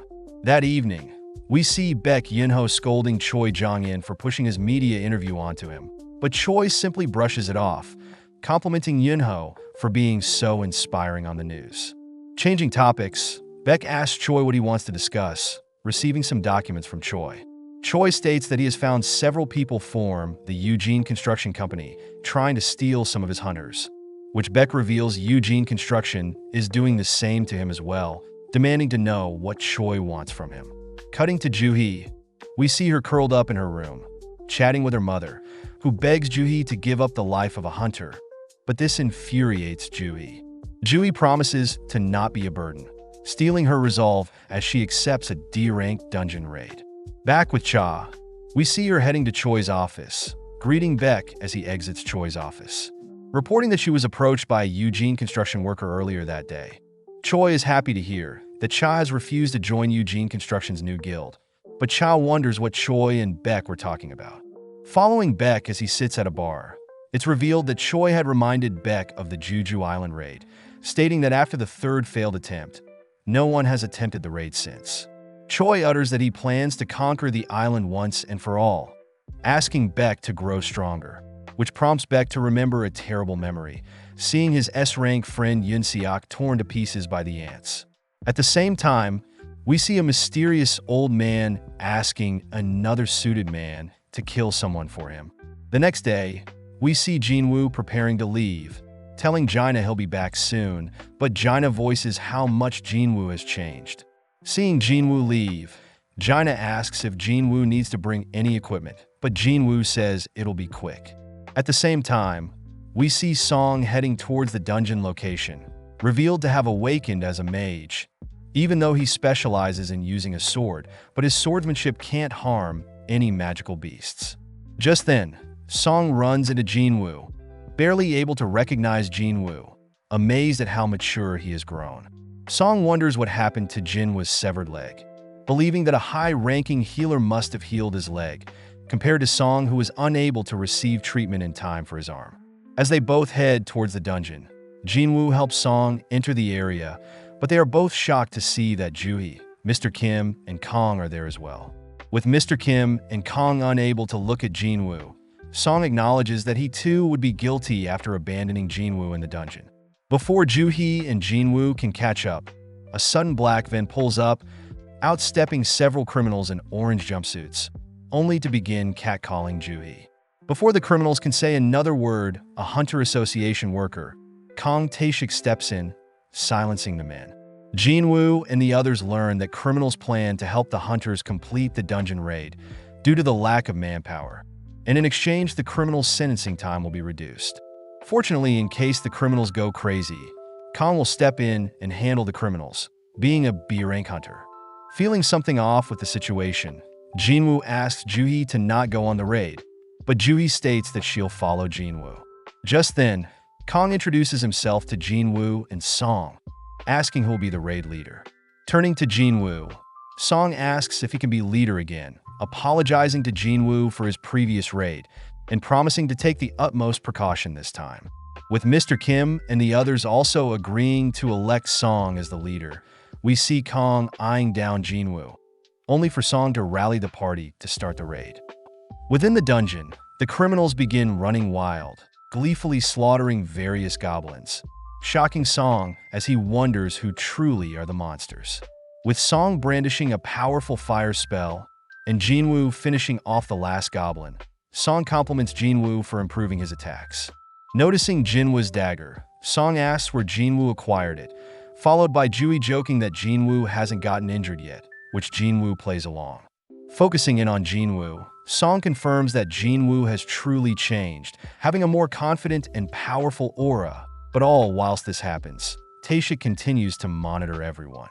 As everyone continues deeper into the dungeon, they eventually run into a three-way fork in the dungeon, which Taeshik recommends that they can speed up the dungeon raid if they split up. As Taeshik and Song agree to have Taeshik gather the criminals and head down the right path, Jinwoo makes use of his heightened senses, able to sense that the dungeon boss is on the left path, suggesting that Juhi and Song head with him to the left path. With the remaining heading down the middle path, we see Taeshik glaring at Jinwoo right before everyone parts ways. Following Mr. Kim and Kong, we hear the two discuss how easy this dungeon is, reminded of the double dungeon where they abandoned Jinwoo. Having made up his mind, Mr. Kim states that after the mission is over, he'll personally apologize to Jinwoo for abandoning him, having been using his family as an excuse. But now, if he wants to continue priding himself as a hunter, Mr. Kim must own up to his wrongdoings. With Kong wondering if Jinwoo will forgive them, Mr. Kim states that it doesn't matter, but just then we cut to Taeshik and the criminals. As the criminals mercilessly clean up the goblins, Taeshik mentions how the monsters are too weak, asking the criminals if they would be able to slay humans just like they would magical beasts.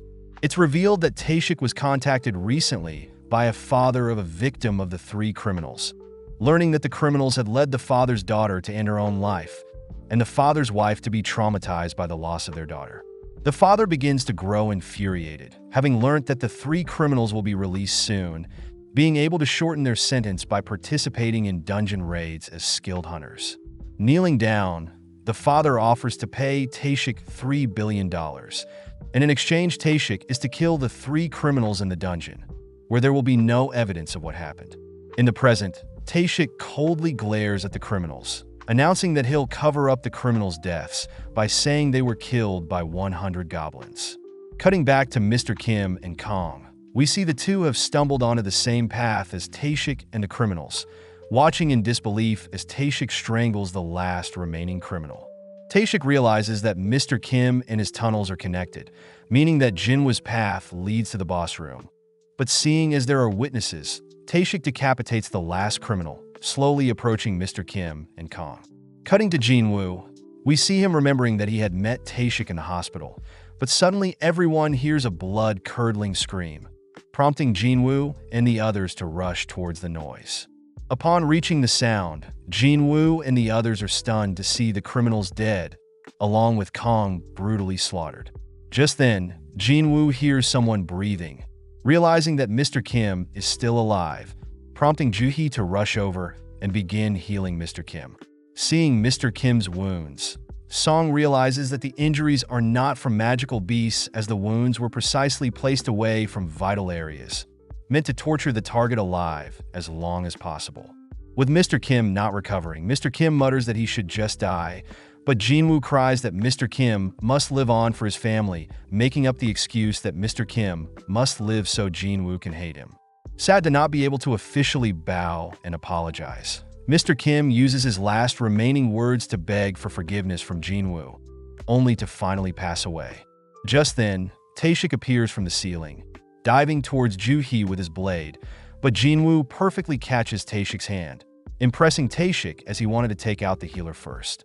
Song demands to know why a member of the Hunter Association is acting so crazy, but Taeshik cuts Song off, revealing what he plans to report. Taeshik states that he'll report the criminals who slaughtered Jinwoo and the others. And when the criminals attempted to attack Taeshik, Taeshik had no choice but to put down all the criminals, grinning at his own scheme.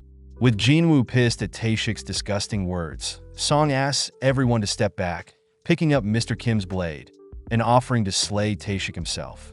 Song begins assessing the situation, knowing that Taeshik is B rank, a rank higher than his C rank. But Song calls for Juhi to enhance him with a physical enhancement spell, betting on the fact that an assassin type like Taeshik will have a weak defense. Happy to be challenged, Taeshik reveals that he knows Song is a mage type, dashing in to strike Song down, but Song manages to parry the blow. As Taeshik mocks Song's pathetic swordplay, Song manages to cut Taeshik in half, but realizes that it was Taeshik's afterimage. Going on the offense, Song continues to force Taeshik back, impressing Jinwoo as Song is able to barely keep up with Taeshik's agility. But Taeshik speeds up, ultimately outmatching Song and lands a slash on Song. As Jui steps up to heal Song's wounds, Taeshik takes the opportunity to cut Jui down, but Song catches up, forcing Taeshik to focus on him. Annoyed that Song is giving him such a hard time, Song reveals that he is currently teaching a S-rank hunter, but Taeshik simply speeds up faster, cutting Song up as he darts around the dungeon. With Jui no longer able to cast any spells, Taeshik slowly approaches the wounded Song, opting to end their duel, but suddenly Song reveals a powerful fire spell, encasing Taeshik in fire. Sadly, Taeshik managed to barely escape, commending Song's sly tactics. As Taeshik begins to bring his blade down on Song once and for all, Jinwoo suddenly intervenes, forcing Taeshik to leap back, demanding to know how Jinwoo appeared in front of him. Jinwoo reiterates that he is an E-rank hunter, but Taeshik knows that Jinwoo is way too fast to be an E-rank hunter, wondering if Jinwoo is an assassin type 2. Taeshik deduces that Jinwoo must be hiding his powers, remembering Jinwoo as that boy that survived the double dungeon, deducing that Jinwoo has in fact double awakened. As Taeshik gets serious, Jinwoo demands to know Taeshik's true motives, prompting Taeshik to reveal that he was hired to slay the criminals that hurt an innocent civilian. Jinwoo ignores Taeshik's lies, demanding to know why Taeshik tortured Kong and Mr. Kim, asking Taeshik to reveal his true motive. As Taeshik puts on a disturbing grin, it's revealed that Taeshik had purposely joined the Hunters Association as he loved killing people over magical beasts. As Taeshik leaps forward, he begins clashing blades with Jinwoo, vanishing as Jinwoo cuts his afterimage. With both Jinwoo and Taeshik speeding up, Song is shocked to see Jinwoo's immense speed, but Jinwoo and Taeshik note how they are both similar in strength and speed. Taeshik states that his battle experience will ultimately allow him to win against Jinwoo, kicking some dust into Jinwoo's face, only to swiftly cut Jinwoo up. Seeing Taeshik so gleeful, Jinwoo notices that a system terminal has appeared, having sent someone with bloodlust nearby, and has assigned Jinwoo to slay them. Now with no other option, Jinwoo begins to relax, hopping from side to side, which weirds Taeshik out, but suddenly Jinwoo dashes in close, landing a slash on Taeshik, which applies poison. As Jinwoo continues to barrage Taeshik with strikes, Taeshik praises Jinwoo's movements, suddenly disappearing as he reveals his stealth skill, able to hide his body, sound, and scent from the enemy, a rare skill even among assassins. Taeshik mentions that no one has lived after seeing his stealth skill, able to land a strike on Jinwoo's leg, bringing Jinwoo to his knees. When Jui cries Jinwoo's name, Taeshik orders Juhi to be quiet, but seeing Taeshik bully Juhi, Jinwoo makes use of a full recovery, standing back up. Shocked to see Jinwoo use a healing spell, Taeshik senses a potent aura from him, which Jinwoo utters that he shouldn't waste his anger and scum like Taeshik. Seeing Jinwoo's cold glare, Taeshik deduces that Jinwoo has also taken another human life, declaring that great power is a curse in itself. As Taeshik disappears, he dashes to cut down Jinwoo, but Jinwoo nonchalantly blocks all of Taeshik's strikes, able to sense incoming attacks based on Taeshik's killing intent. As a final trump card, Jinwoo activates his murderous intent, finally able to pin down Taeshik's location, only to drive his dagger into Taeshik's body. As Taeshik lays on the dungeon floor defeated, he congratulates the monster that Jinwoo is, asking who Jinwoo truly is. Jinwoo reveals that he doesn't know, but as the bleed effects of Jinwoo's dagger start tearing away at Taeshik's body, Taeshik grins, spotting Jinwoo's shadow blend in with the infinite void of the dungeon's darkness. Having won the duel, Jinwoo is awarded skill points and a rune stone for the stealth skill, but Jinwoo can only think about how much of himself he's losing the stronger he gets. With Juhi and Song thanking Jinwoo, Jinwoo asks the two to leave the dungeon, personally heading to defeat the dungeon boss.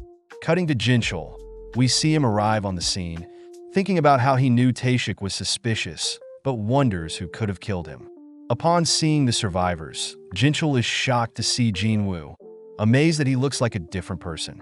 Getting straight to the point, Jinchul demands to know who killed Taeshik. But before Jinwoo can reveal it was him, Song speaks up announcing that he along with Jui defeated Taeshik, which Jinchul finds suspicious, but asks Song and everyone to report what happened. Seeing Jinchul now, Jinwoo realizes that Jinchul has an immense aura, being an A-rank hunter, but thanks Song for covering up his power.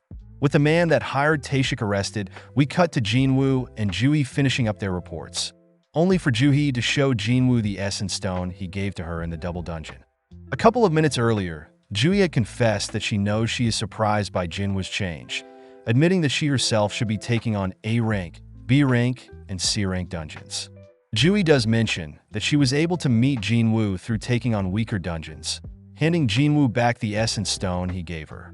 Juhee reveals that she intends to finally retire, shocking Jinwoo, but Jinwoo knows it's what's best for her, accepting the stone and promising to visit her in her hometown. Flashing back, Jinchul is seen speaking to Jinwoo, warning him that Dongseok's younger brother, Hwang Dong-soo, is an S-rank hunter. Jinchul reveals that S-rank hunters have the ability to transcend the law, meaning Jinchul recommends Jinwoo flee the country. But as Jinwoo grips the essence stone, he reasons that he must get stronger quicker in order to fight his battles. The next day, Jinwoo is brought to his first dungeon raid by Jinho, but Jinwoo is weirded out by the other hunters Jinho had gathered. Jinho states that the remaining party members are actually hunters, but they are unable to fight due to certain injuries and addictions. But Jinho reiterates that they should be fine to certify their group for a raid.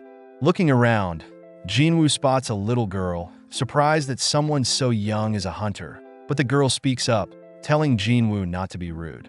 Snapping back, Jinwoo deduces that the girl is still in high school and an E-rank, but changing topics, tells everyone that Jinho and himself will be taking on the dungeon alone.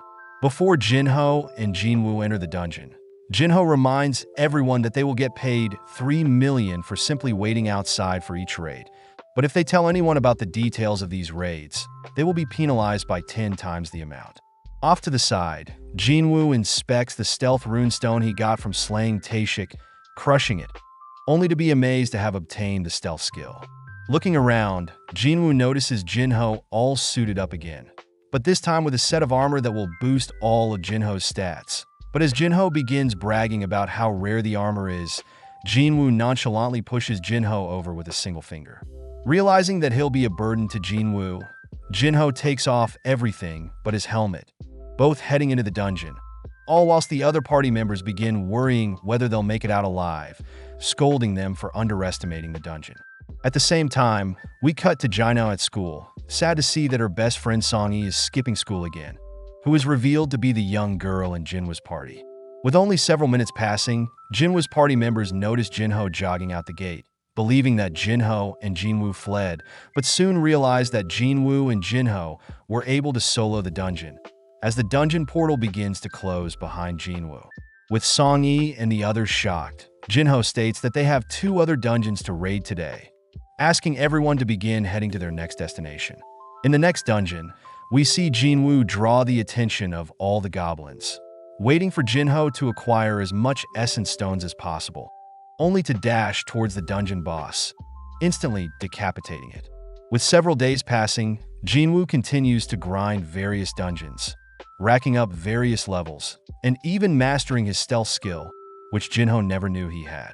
Stopping for a breather, Jinwoo notes how easy it is to fight whilst invisible, but realizes his dash skill has leveled up. Sensing a beast approaching from behind, Jinwoo makes use of his new dagger-wielding skill and fatal strike skill, puncturing a hole in the beast. As Jinho begins collecting the slain monster's essence stones, Jinwoo begins recharging his mana with a potion, knowing that he should level his intellect attribute as his new skills are draining his mana. Jinwoo assesses his current power, placing himself between an A rank and B rank, still too weak to take on the Demon Castle. Out of nowhere, Jinwoo receives a notification from the system, notifying Jinwoo has reached the right level to take on the job change quest. Cutting elsewhere, we see a businessman, manager on, learn from another employee, Kitchell, that some strike team has paid $150 million to have the right to raid multiple C-rank dungeons. Looking into the raid team, On is shocked to hear the son of the Eugene Construction Company doing something so reckless, but realizes that Sung Jinwoo is part of the strike force, curious as to whether Jinwoo is hiding something. As Jinwoo and Jinho finish up another dungeon, we see on reveal to Kitchell that Jinwoo is quite suspicious, having participated in 3 calamities and survived them all. First was the double dungeon, second was Hwang Dong-suk's Hunter Strike team, and finally was Kong Tae-shuk's murder attempt. With all this in mind, On deduces that Jinwoo is reawakened, heading off to gather more intel on Jinwoo. As On and Kitchell head to Jinwoo's current location, they are both shocked to see several of Jinwoo's party lazing around in front of a dungeon portal. Chatting with Songi, On deduces that Jinho and Jinwoo are taking on the dungeons alone, shocked that he may have discovered something very valuable, quickly leaving for now. As Jinho and Jinwoo appear from the portal, Jinwoo apologizes as he's busy tomorrow, asking Jinho if they can delay their upcoming dungeon raids by a day, but at the same time we see someone listening in on Jinwoo's conversation. Elsewhere, we see a massive distorted flame slowly transforming into a huge ant, all whilst a man stands before the ant. Out of nowhere, we see the man helplessly watch as a woman gets devoured, but we suddenly cut to Choi waking up from a nightmare. Having fallen asleep at his desk, Choi reaches for some top-secret documents, knowing that their raid to retake Jeju Island is near. That same night, we see Jinwoo parting ways with his party members, only to be stopped by On and Kitchell, introducing themselves as members of the White Tiger Guild. As On and Jinwoo sit down for a private chat, On gets straight to the point, offering Jinwoo a position in the White Tiger Guild, and states that he'll pay Jinwoo double of whatever Jinho is paying him. Believing that Jinwoo has no reason to turn down the offer, On is shocked upon hearing that Jinho is paying Jinwoo $30 billion, noting that the White Tiger Guild is valued at around $50 billion altogether. Jinwoo states that he has proof of such an offer from Jinho, but seeing On's flabbergasted face, Jinwoo takes his leave. Stopping for a second, Jinwoo wonders how On figured out who Jinwoo is, instantly disappearing as Jinwoo activates his stealth skill. Slicing On's face, Jinwoo gets On to apologize for snooping around Jinwoo's past, having been searching for rookie hunters to add to their guild, and stumbled upon Jinho and Jinwoo through their recent absurd dungeon raids. With Jinwoo ordering On to not turn around, On adds that only he and Kitchell know about Jinwoo's secret, promising to keep Jinwoo's secret for now. Satisfied, Jinwoo disables his stealth skill, apologizing for taking on the C-rank dungeons, but offers to sell On 3 dungeons for 300 million apiece. On states that C-rank dungeons yield around only 200 million, which Jinwoo had been waiting for, agreeing to sell On the 3 dungeons for 200 million apiece. Having officialized their agreement with a handshake, Jinwoo feeds On a healing potion, heading off and reiterating that On is to not betray him. The next day, Jinho confirms that On did indeed transfer the 600 million, amazed that Jinwoo was able to sell the dungeons that were about to expire. As for On, we see him realize that Jinwoo had scammed him, as all of the C-rank dungeons are now selling from 70 million apiece, impressing On as Jinwoo outwitted him. Out of nowhere, Jinwoo texts On, stating that they are now even for On spying on Jinwoo, which On ultimately admits to, calling it a win now that he has Jinwoo's phone number. At the same time, Jinwoo is seen driving off into the mountains, seemingly focused on this job change quest. With Jinwoo heading into a random, isolated forest, Jinwoo pulls up the job-changing quest terminal, remembering that he's faced multiple types of dungeons before, but this job-changing quest has given him time to prepare. Knowing that the only way to get stronger is to take on all the quests granted by the system, Jinwoo accepts, prompting a massive purple portal to begin forming. Just then, Jinwoo realizes that he still needs to do his daily quest, or he'll get penalized, but he'll complete the daily quest when he gets back, heading into the portal.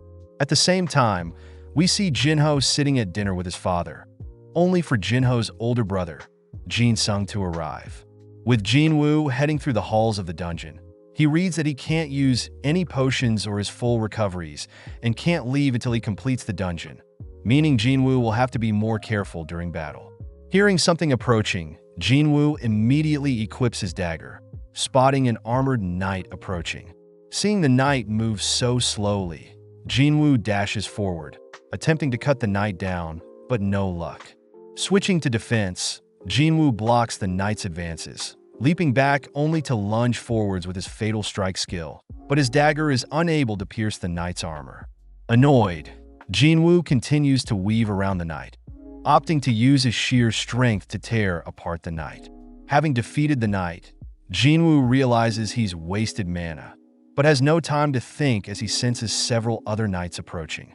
Back with Jinho, we see him ashamed to look at his father, prompting his father to ask Jinsung what starting his guild is like. Smirking, Jinsung reveals that although he's failed to recruit hunters in their country, Jinsung states that he has begun negotiations with hunters from Europe and the Middle East. Turning to Jinho, Jinsung says he knows Jinho is working on something on his own, but warns Jinho to not interfere with hunters Jinsung is talking to. Looking down, Jinho thinks about how he has a trump card, choosing to keep Jinwoo's existence a secret for now. Following Jinwoo, he makes use of his raw maneuvers to take apart the knights, noting how he's using a lot of stamina, but suddenly equips his daggers, puncturing the air behind him, revealed to be a stealth assassin. On top of that, Jinwoo dodges an incoming spell, spotting a mage from afar, wondering why the armor from these monsters seemed familiar to Kasakasa's. Seeing a variation of monster attack, Jinwoo begins assessing the situation, noting that knights need to be defeated with strength, assassins need to be detected, and the long-ranged attackers need to be avoided with agility. Seeing as he doesn't have long-ranged attacks of his own, Jinwoo wonders how he'll defeat the mages and archers. Spotting his fatigue hits 65 already, but at the same time we see Choi and his guild head out to somewhere. With Jinwoo able to overcome this wave of knights, Jinwoo slurps down water, checking out the item drops from the knights, simultaneously equipping different pieces of items. Jinwoo is amazed that the armor can become invisible whilst also not restricting any of his movements. Checking his stats and the loot he gathered, Jinwoo knows that he's getting stronger, choosing to wait and recover from his fatigue, only to head deeper into the dungeon. In front of a large set of doors, Jinwoo pries the doors open, feeling a chilling breeze brush down his spine. Continuing into the next room, Jinwoo stands before a throne room, taking a battle stance as he spots a red knight appear, reminding him of what fear felt like. Seeing the knight commander, Igris the Bloodred's title is red, Jinwoo knows he'll have a rough time. Shocked to see Igris appear right in front of him. Barely able to block Igris's blade, Jinwoo is sent flying across the room, all whilst Igris continues to pursue Jinwoo, dicing everything in its way. Going on the offense, Jinwoo notes how monstrously quick Igris is, choosing to overpower Igris. But Igris meets Jinwoo's dagger, infusing its blade with electricity when Jinwoo gets close. Deducing that Igris is as quick as himself, Jinwoo knows that Igris is far more stronger and durable than himself, choosing to unequip his daggers and use his bare fist to break through. Surprisingly, Igris tosses his weapons aside, choosing to fight chivalrously. Elsewhere, we see Jinchul greeting Go Gunhee, both remarking that a big event is finally starting. At that moment, Gunhee receives a call from Choi, who thanks Gunhee for approving their raid of Jeju Island, stating that they will now begin scouting the island before they raid it. Back with Jinwoo, Jinwoo is even more surprised to see Igris' speed increase, forced against a wall as Igris pummels Jinwoo with punches. Having escaped, Jinwoo notes how he's still damaged, even though he blocked all of Igris' attacks. Knowing that he needs to speed up, Jinwoo activates his dash, dancing around Igris, only to begin attacking Igris. As the battle draws on, Jinwoo notices Igris matching and surpassing his speed, grabbing a hold of Jinwoo only to toss him into the air. Following up, Igris tosses some rubble at Jinwoo, following up by kicking Jinwoo into a nearby pillar. Dashing forth, Jinwoo attempts to catch Igris off guard, managing to land a powerful kick on Igris' head, seeing Igris faint, but suddenly Igris wakes up, replying with a kick of his own. Running after Jinwoo, Igris drags Jinwoo against the throne room's wall, only to toss Jinwoo to the other side of the room, who coincidentally collapses onto the throne itself. As Igris approaches Jinwoo, we see that Jaina has just finished making dinner for Jinwoo, heading into her room to study. With Igris calling back his sword, he raises his blade into the air, flawlessly bringing it down onto Jinwoo. Out of nowhere, Jinwoo catches Igris's sword, disarming Igris, only to equip his own dagger, plunging it into Igris's eyes. With Igris distracted, Jinwoo continues to push Igris back, smashing him against a wall, taking back his dagger, only to re-equip it, driving it into Igris's neck, this time channeling all of his skills to ensure it pierces Igris's armor. With a system terminal confirming that Jinwoo had defeated Igris, Jinwoo collapses to the ground, spotting that he had received 1.5 million gold, Igris's S-Rank helmet that grants Jinwoo 20 strength and vitality stat points, and finally a runestone for the ruler's hand skill. Realizing that he was also given an instant teleportation stone to leave the dungeon, Jinwoo suddenly sees hundreds of portals open nearby, learning that he needs to last as long as he can in order to earn enhancement points for the best class possible. With a timer starting, hundreds of knights begin to flood the throne room. But compared to Igris, Jinwoo knows he can take on these knights. Seeing as the wave of knights aren't stopping, Jinwoo chooses to use 200 mana to activate his stealth skill, sneaking around a pillar and noting how every second of stealth costs 1 mana, meaning he has 190 seconds left of stealth. Just then, one of the mages activates a tracking spell, breaking Jinwoo's stealth, forcing Jinwoo to activate his murderous intent, destroying the knights that are charging at him. With all his mana gone and his health low, Jinwoo reasons he should leave with the teleportation stone, but out of nowhere a knight manages to sneak up on Jinwoo, knocking the teleportation stone out of his hand, prompting the remaining hundreds of knights to begin swarming Jinwoo. Completely cornered, Jinwoo admits that he doesn't know where the teleportation stone is, rushing towards the crowd to dismantle a few of them. With Jinwoo's stamina and mana already depleted, Jinwoo steals his resolve, continuing to push through the endless swarm of knights. Able to trade blow for blow with most of the knights, Jinwoo states that he is very familiar with the feeling of despair, but with his vision beginning to dull and his movements slowing down, Jinwoo hears a voice reminding him that Jinwoo is named the weakest hunter for a reason. Beginning to hear all sorts of voices whilst Jinwoo gets beaten down, Jinwoo suddenly feels Song asking him to relax and rest, suddenly imagining someone familiar appear before him. Recognizing the voice, Jinwoo hears the voice ask him to give up as Jinwoo has already come so far.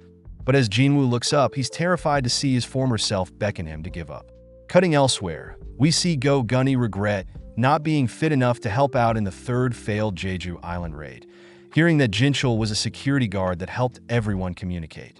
Gunny states that many lives were lost in the failed raid, but Gunny knows that the only way to overcome said traumas and fears is to defeat and surpass said hurdles. Back with Jinwoo, he is shocked to see how different his former self is, terrified when his former self agrees with him. His former self begins berating how weak Jinwoo is, but Jinwoo suddenly senses something approaching, barely able to leap out of the trajectory of a sword slash. With his former self continuing to mock how pathetic Jinwoo looks, Jinwoo attempts to avoid the approaching knights, but gets caught off guard, having his face smashed into the ground.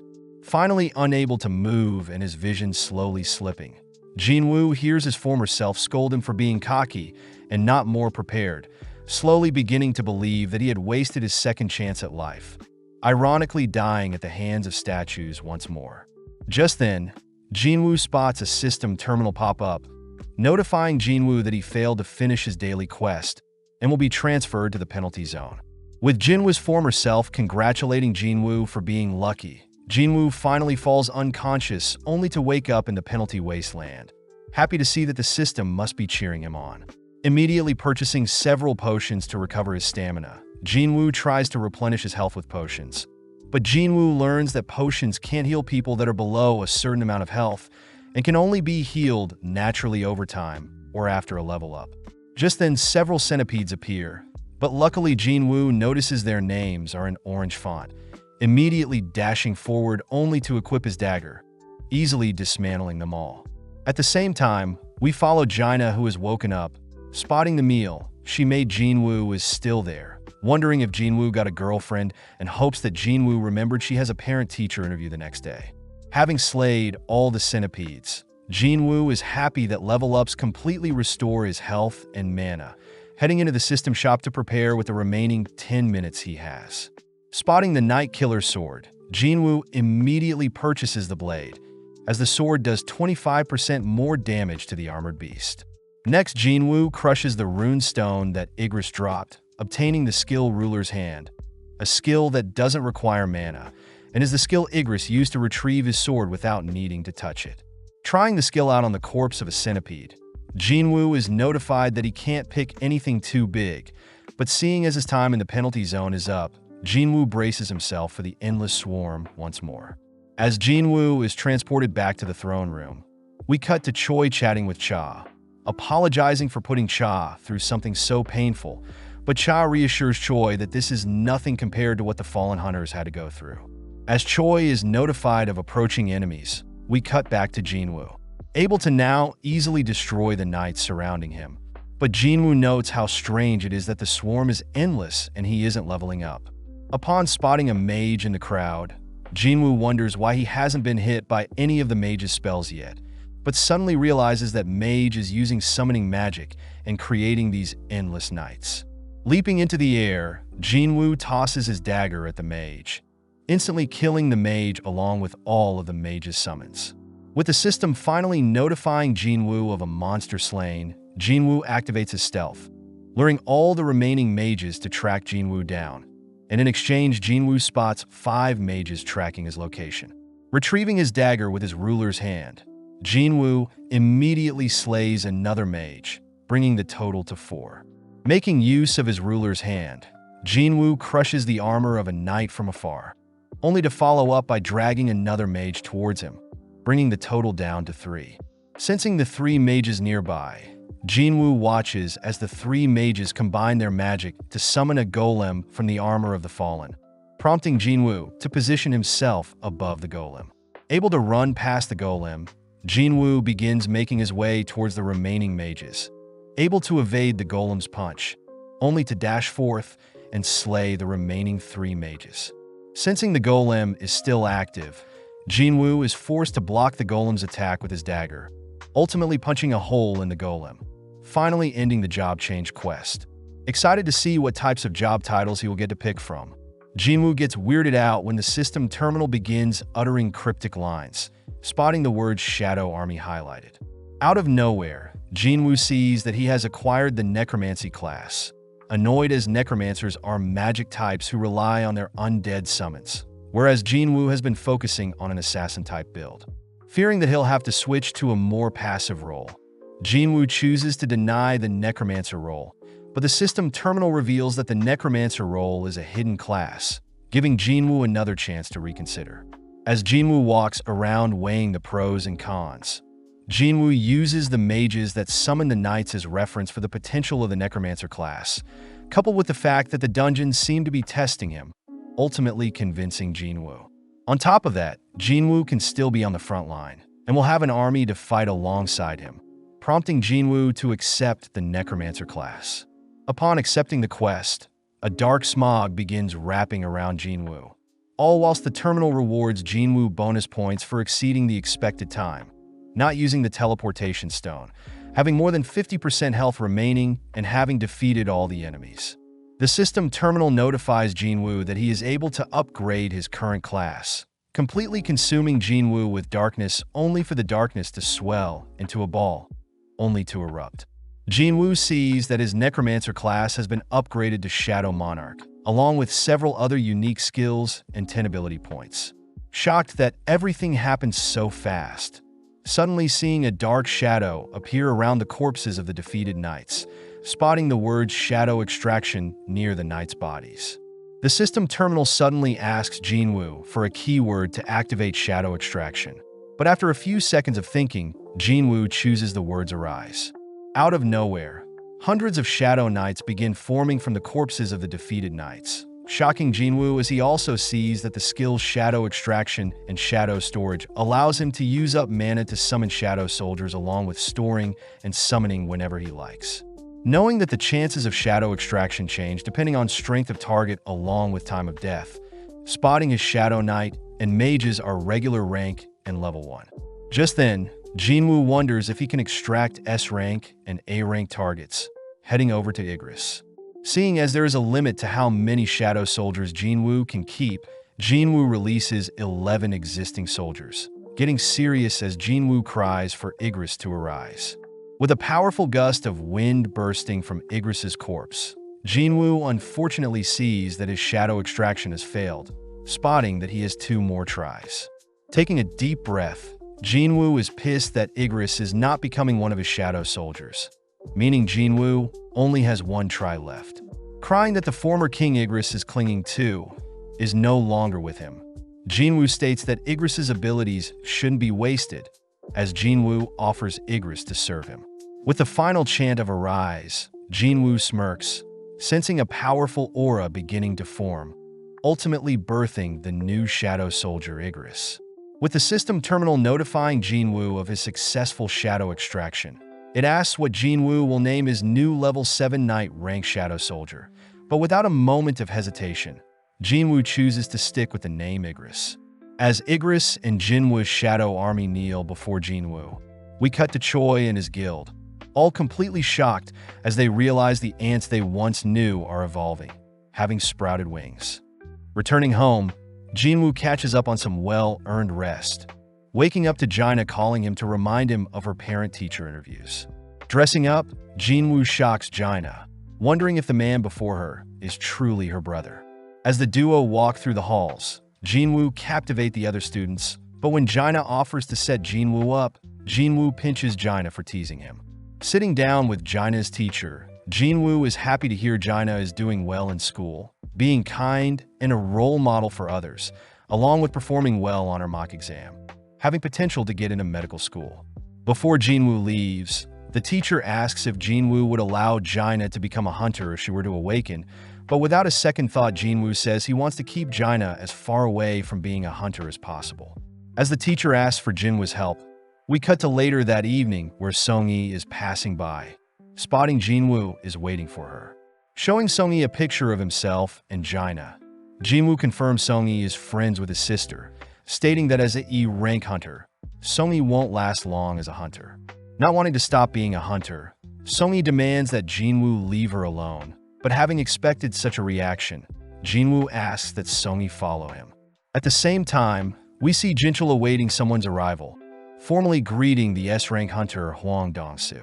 Jinchul points out it's rare for Dong-soo to be visiting the country he betrayed, knowing Dong-soo is trying to search for Jinwoo and Jinho.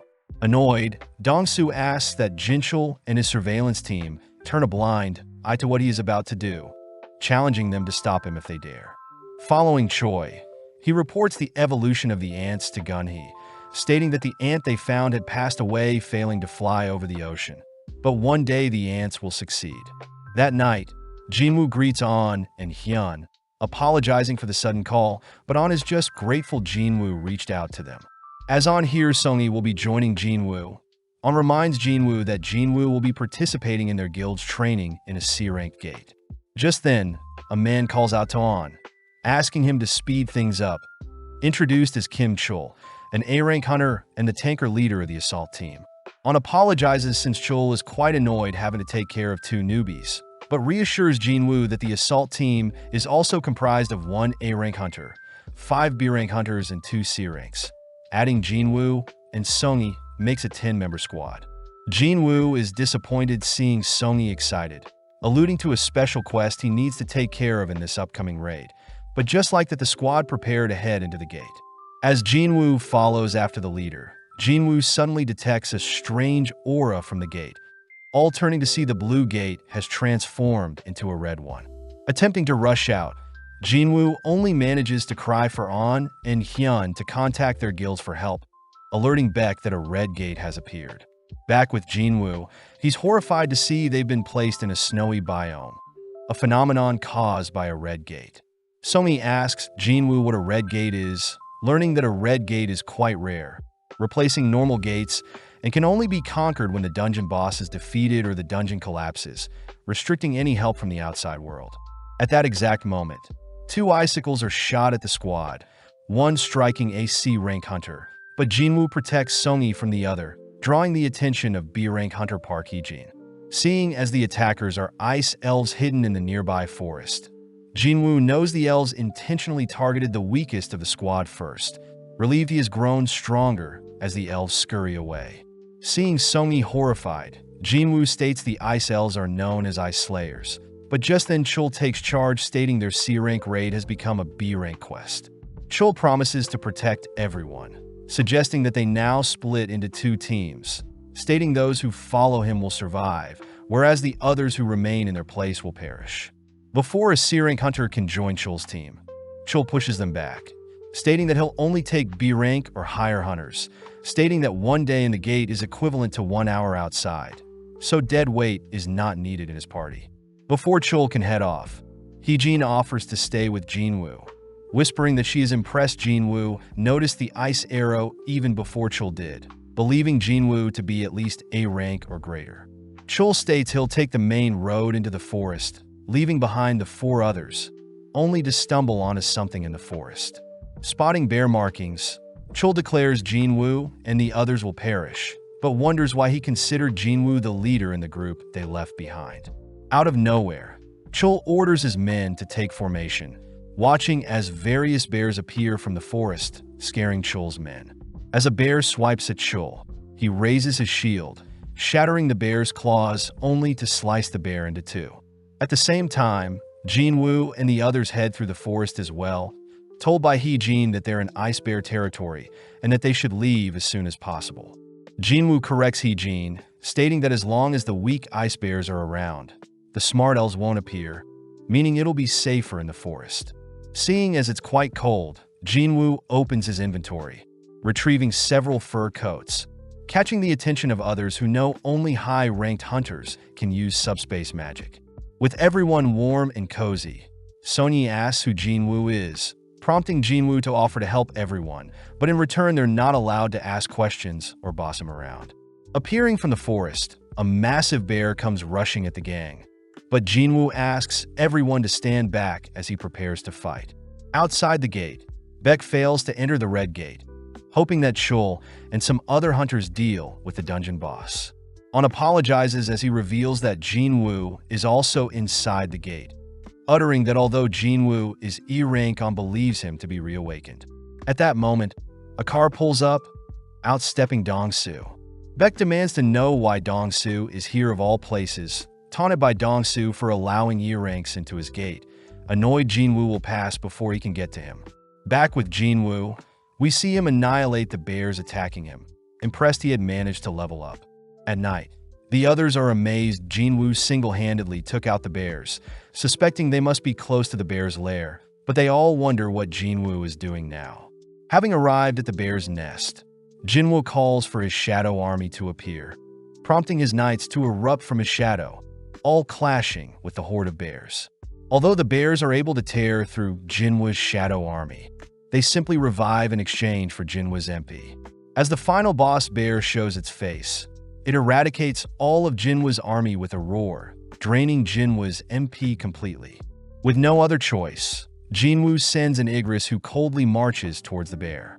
In an instant, Igris slashes at the bear's arm, blinking away as to evade the bear's attacks. Dashing back in, Idris punctures the bear from behind, following up by slashing at the bear's legs only to force it onto its knees. Before the bear can roar, Igris decapitates it, serving its head to Jinwoo. Jinwoo admits that he would have lost if Igris used his sword when they fought, and even now Igris may be stronger than Jinwoo himself. As Jinwoo wraps up the battle, we cut to Chul and his men, all being picked off one by the devious ice elves. With Chul unable to prevent his men from being slaughtered, Chul says he must survive and claim his title as an elite in the White Tiger Guild, choosing to flee from the leader of the ice elves. Having slaughtered the horde of bears, Jinwoo orders for the corpses to arise, giving birth to an army of shadow ice bears. Back outside the gate, Baek feels terrible hearing on report the raid team has been inside the red gate for 3 days, the equivalent of 3 hours outside. Annoyed that his F-rank target will be dead, Dong-soo begins to leave, but suddenly stops to ask why a F rank like Jinwoo would be part of the White Tiger's strike team. Terrified, On admits that he is acquainted with Jinwoo and had offered Jinwoo to train with the strike team. Satisfied, Dong-soo turns to leave, suddenly blinking in close only to strangle On in the air. Dong-soo knows On is a very capable man, asking what he's hiding about Jinwoo, but Baek intervenes, ordering Dong-soo to let On go. As Dong-soo releases On, both Baek and Dong-soo's aura erupt, scaring onlookers as they fear what may happen when two S-rank hunters clash. Both ready for battle, Dong-soo and Baek fire off a single punch, causing a massive explosion. Cutting to Chul, he's seen hiding away from the Ice Elves, blaming his lack of equipment and resources as the reason he lost. Stumbling onto the corpses of the Ice Bears, Chul refuses to believe Jinwoo's party of E-ranks massacred the bears, believing the Ice Elves had killed off the bears and is chasing him down. As Chul frantically rushes back through the forest, we cut back outside where Dong-soo praises Jinchul for intercepting both of their fists, having stepped in between, but Jinchul thanks the S-rank monsters for holding back so as to not kill him.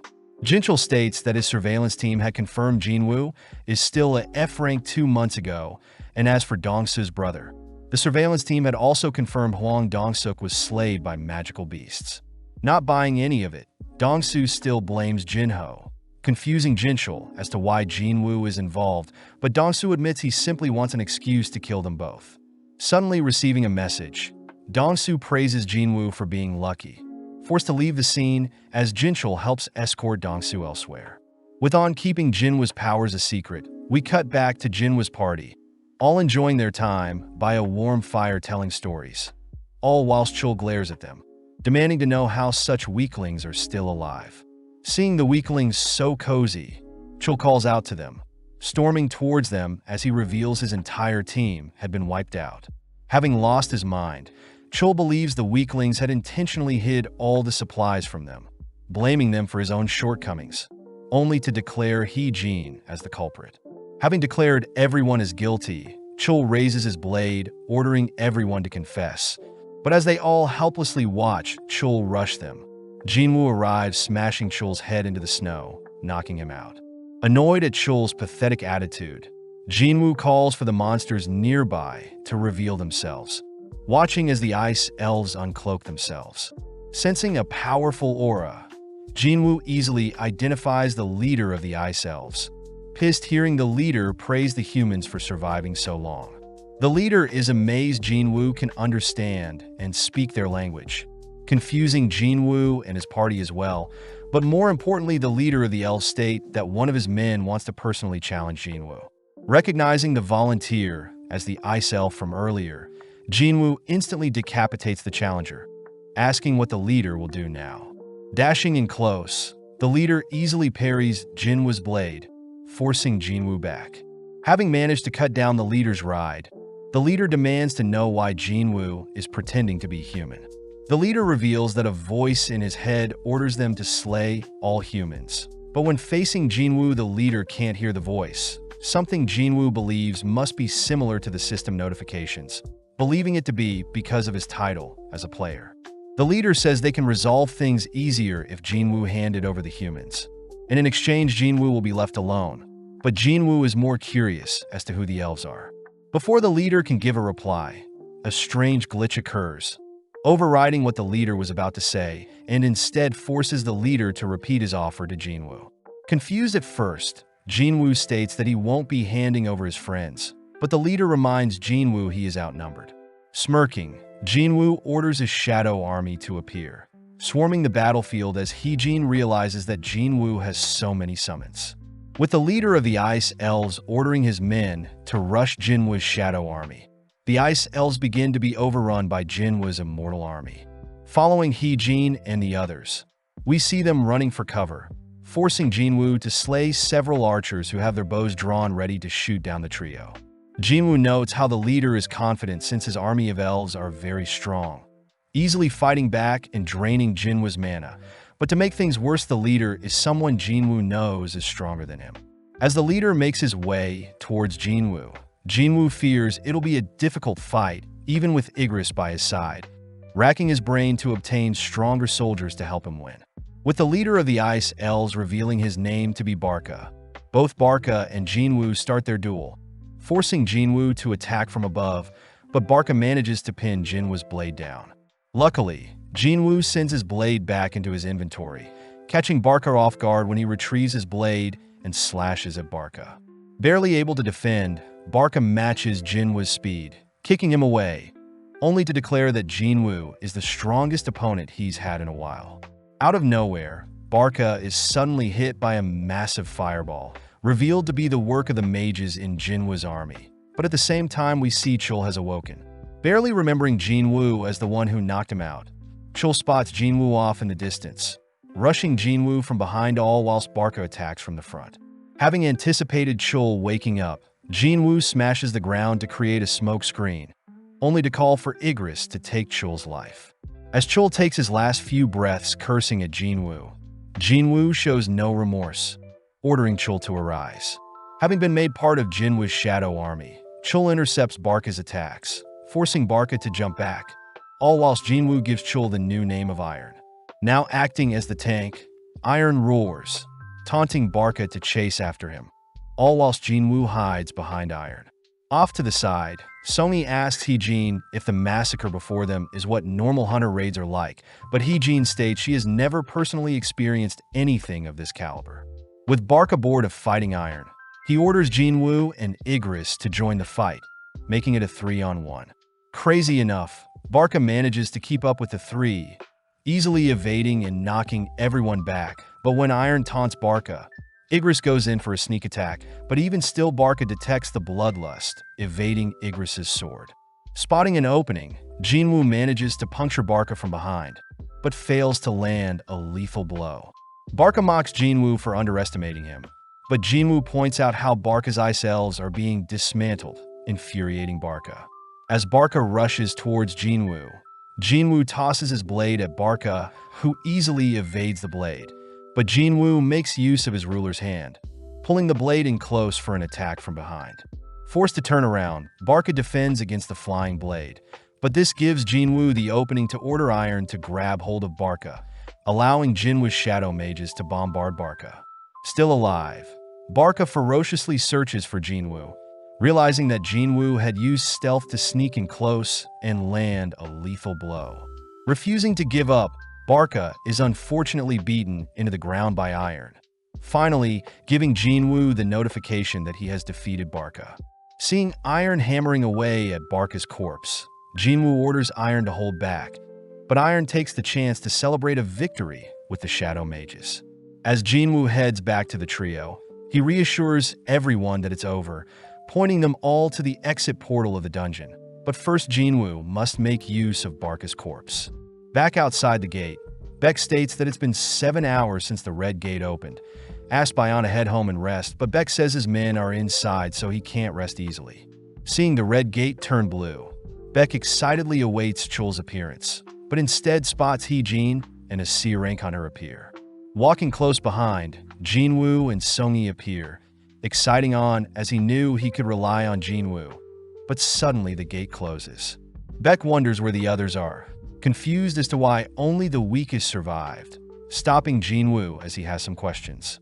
Brushing off Beck's request, Jinwoo asks for Beck to speak with his surviving guild members, but Beck reminds Jinwoo he is ordering Jinwoo to explain the situation.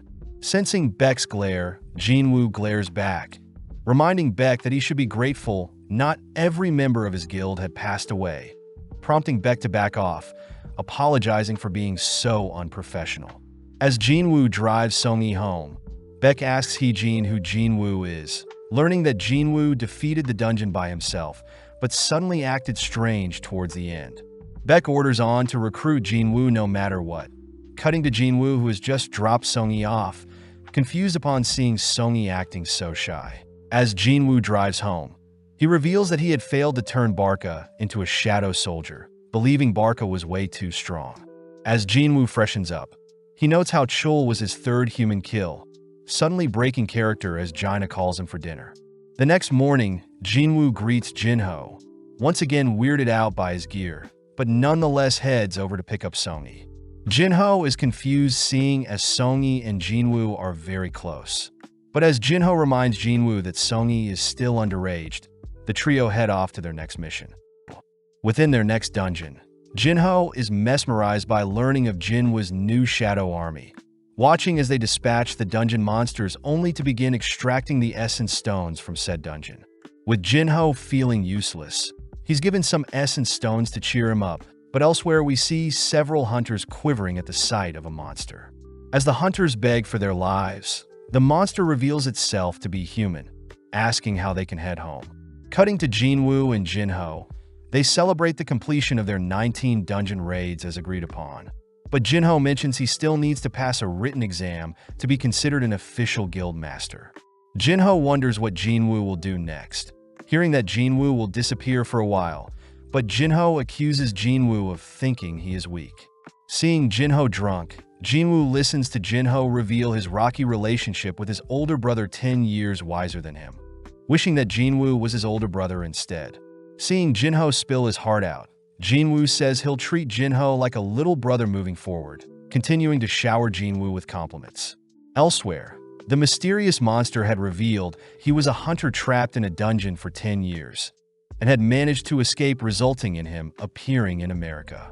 The men guarding him mention how the hunter only speaks Japanese, having asked SSS-RANK Dongsu to help with interrogations. But the guards do mention the monster's name to be Il-hwan Sung. Back with Jinwoo, he reassures Jaina that he'll be back in a week, piquing Jaina's interest as she accuses Jinwoo of running off with a lady friend. Having instead re-entered the S-Rank Demon Castle dungeon, Jinwoo thinks about how he was level 20 last time he entered, but now he's level 60, choosing to proceed deeper into the dungeon. Upon entering a hallway, Jinwoo is asked to gather 10,000 demon souls, declaring he'll decimate anything that prevents him from reaching his goal. Cutting to Jinho, he unveils his portfolio of dungeon raids, asking to personally take over his father's guild instead of his older brother, believing that Jinsung's methods of recruiting foreigners are too risky for their company. Jinho's father, Myung-han, locks on to Jinwoo, noting how Jinwoo had been present in news-heavy incidents along with being the leader of Jinho's recent dungeon raids.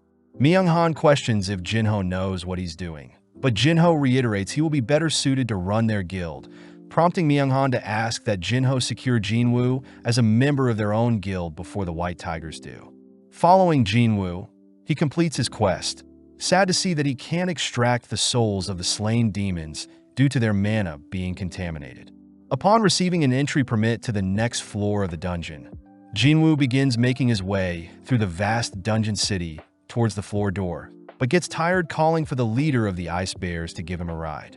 Seeing several monsters in his path, Jinwoo has his ride run them over, choosing to officially give the Ice Bear leader the new name of Tank. Following Cha, we see her flawlessly swimming to cool off, attracting the attention of other athletes, but Cha is more concerned about her recent chat with Choi. Cha had wondered why they kept their discovery of the flying ants a secret from the public, but Choi states the guild had ordered them to keep quiet, fearing mass panic would spread. With Jinwoo continuing to collect souls, he determines his current dungeon enemies to be around B rank. By using his ruler's hand to slay the intended targets, Jinwoo manages to proceed without issue, even leveling up his ruler's hand skill. As Jinwoo continues through the floors, he works through his resources, deducing that floor 100 will be his end goal, choosing to commit until his supplies run out, ultimately hitting his 10,000 soul target. Having made it to floor 50, Jinwoo runs into a demon boss, Avaricious Vulcan, lord of the lower floors. Seeing Vulcan's red title, Jinwoo calls his army to face off against Vulcan's minions. But first we cut to An and Heejin, who are disappointed to see Jinwoo is not home. An points out how suspicious it is for Jinwoo to suddenly disappear without any records of leaving the city. But at the same time, Jinwoo calls for his army to eradicate the enemy minions whilst he personally deals with Vulcan. With Igris taking charge, Jinwoo is glad he has more magical power to keep his shadow army alive, but gets annoyed seeing Vulcan not move an inch. Before Jinwoo can make the first move, Vulcan blinks before Jinwoo, choosing to swing his club towards Jinwoo, but luckily Jinwoo manages to evade. Retaliating with a punch of his own, Jinwoo sends Vulcan flying, but Vulcan suddenly roars, exuding the same skill as Cerberus. Seeing Vulcan increase his speed, Jinwoo cries for Iron to lend him his shield, choosing to stay on the defense as Vulcan unleashes a barrage of smashes. Freaked out by how such a large monster can be so quick, Jinwoo spots an opening, choosing to toss his shield as a distraction only to flank Vulcan from behind. Surprisingly, Vulcan reads Jinwoo's movements, intercepting Jinwoo with his club, but Jinwoo makes use of his ruler's hand to push himself away from the point of impact. Noting how Vulcan's eyes seem to be his only weak spot, Jinwoo chooses to flee all whilst racking his brain for a solution, only to spot something in the distance. Speeding towards his destination, Jinwoo runs up a building, luring Vulcan to smash into said building. Having obstructed his own vision, Vulcan leaves himself wide open for a lethal blow, allowing Jinwoo to finish the battle with a single slash. Being notified of Vulcan's defeat, Jinwoo receives the World Tree Fragment, making him a third of the way to his goal. Elsewhere, Dongsu begins interrogating Ilhwan, accusing him of being a beast. When Ilhwan offers to take a DNA test to prove he is a human, Dongsu changes topics, annoyed to hear Ilhwan ask about humanity's knowledge of dungeons and magical beasts. Ilhwan alludes to a powerful force that has recently awakened, a catastrophe that not even an army of hunters can take on. But Dongsu simply ignores Ilhwan's warning. Reading through Ilhwan's documents, Dongsu smirks, asking about Ilhwan's family. When Ilhwan mentions that his son is Sung Jinwoo, he demands to know why Dongsu is smirking, preparing to brawl as he hears Dongsu declare that Jinwoo is dead. Back with Jinwoo, his army marches towards an undead leader of the 75th floor, catching the boss off guard as Jinwoo sneaks up from behind and ends their battle. With Jinwoo notified of the Guide of Souls, Midas's death, we cut back to the aftermath of Dongsu and Ilhwan's battle. Agents on the scene know that S-Rank's fighting can change their surrounding landscape, but for this particular case, Dongsu had been massacred without him having any opening to retaliate. With Jinwoo realizing that he has finally run out of food, he states that he has 25 floors left to go, choosing to equip an earring he obtained on floor 50 and the necklace he got from floor 75. Seeing as his third slot is empty, Jinwoo wonders what floor 100 will give him. Taking out the sphere of avarice he acquired, Jinwoo says he personally can't use the sphere, but one of his shadow soldiers definitely can. Additionally, Jinwoo opens up a cursed loot box he received, surprised to receive another key, but all of its details are hidden from Jinwoo. Not too focused on this new key, Jinwoo states that he had acquired the World Tree Fragment on floor 50 and the Echo Forest Spring Water from floor 75, declaring that the next time he comes back he'll achieve his goal and ensure his mother wakes up. Leaving the dungeon for now, Jinwoo notes that he only needs the purified blood from the Demon Monarch. Happy he leveled up quite a bit as he ascended the floors, but Jinwoo knows publicly he is still an E rank. Seeing as he'll need to eventually tackle harder dungeons to level up, Jinwoo declares he'll reveal his true power and get his rank assessed. Cutting to the next day, where we follow Hyun. Having been assigned to look for new hunters they can recruit for the White Tiger Guild, Hyun suddenly phones Beck, uttering that Jinwoo has arrived at their facility to be evaluated. With Beck rushing over to meet them, we follow Jinwoo waiting to be assessed, overhearing some other hunters fearing they won't be a strong enough hunter to provide for their wife and child. The men also mention how a D rank or greater will get them scouted by most guilds, something Jinwoo smiles at, knowing he was one of the unlucky E ranks in the past. Finally called into the assessment room, Jinwoo is asked to place his hand on the machinery, confusing the examiner as she wonders why the machine is showing an error. When another examiner arrives to figure out the issue, they suddenly realize that Jinwoo can't be measured by normal machinery, deeming Jinwoo the 10th ever S rank in Korea. At the same time, Jinchul is seen updating Choi on their investigation into the winged ants, mentioning how results will take a little longer. Choi utters that he heard strange things have been happening recently, asking to know who the members who survived the Red Gate were, but Jinchul states he can't reveal such information. Hearing commotion nearby, Jinchul and Choi head towards the noise, cutting back to Jinwoo, who is told to come back in 3 days to receive a more proper examination. Off to the side, Hyun is amazed on was right about Jinwoo, all suddenly turning as Choi and Jinchul arrive. With a simple glance, Choi determines that Jinwoo is no ordinary hunter, arrogantly introducing himself as the CEO of the Hunters Guild, but Jinwoo could care less, leaving the scene. Choi is surprised someone would ignore him, apologizing for being so arrogant, but Choi and Jinchul realize that Jinwoo's presence had suddenly vanished. At that moment, Beck arrives, having barely missed Jinwoo, but Choi smirks, deducing that Jinwoo must be the man who cleared the red gate. Without batting an eye, Choi leaves as well, annoying Beck as Choi now has his sights on recruiting Jinwoo as well. That night, Jinwoo sits beside his mother, asking her to wait a little longer as he'll awaken her soon.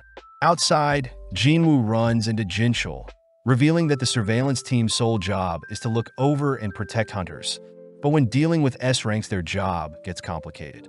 Before Jinwoo can leave, Jinchul states that someone has been meaning to speak with Jinwoo, prompting Gunny to appear, asking to have a chat. Gunny states that Jinwoo is already officially S-rank, but they need the 3-day grace period before Jinwoo's reassessment to talk to him personally, mentioning how although the Hunter Association is well known, it personally doesn't have strong hunters, noting how Jinchul is one of their strongest but is still only an A rank. Gunny asks if Jinwoo would like to join them, offering Jinwoo a high-seated position in exchange, but Jinwoo wonders why Gunny would need to do this. Gunny mentions how the 5 great guilds are currently at a stalemate in terms of power and influence, but with Jinwoo now added to the picture, Jinwoo would surely tip the scales if he were to join any of the top 5 guilds. Gunny reveals if Jinwoo were to join the Hunter Association, there would still be balance, beckoning Jinwoo with a future promotion to chairman of the Hunter Association, but Jinwoo takes some time to think.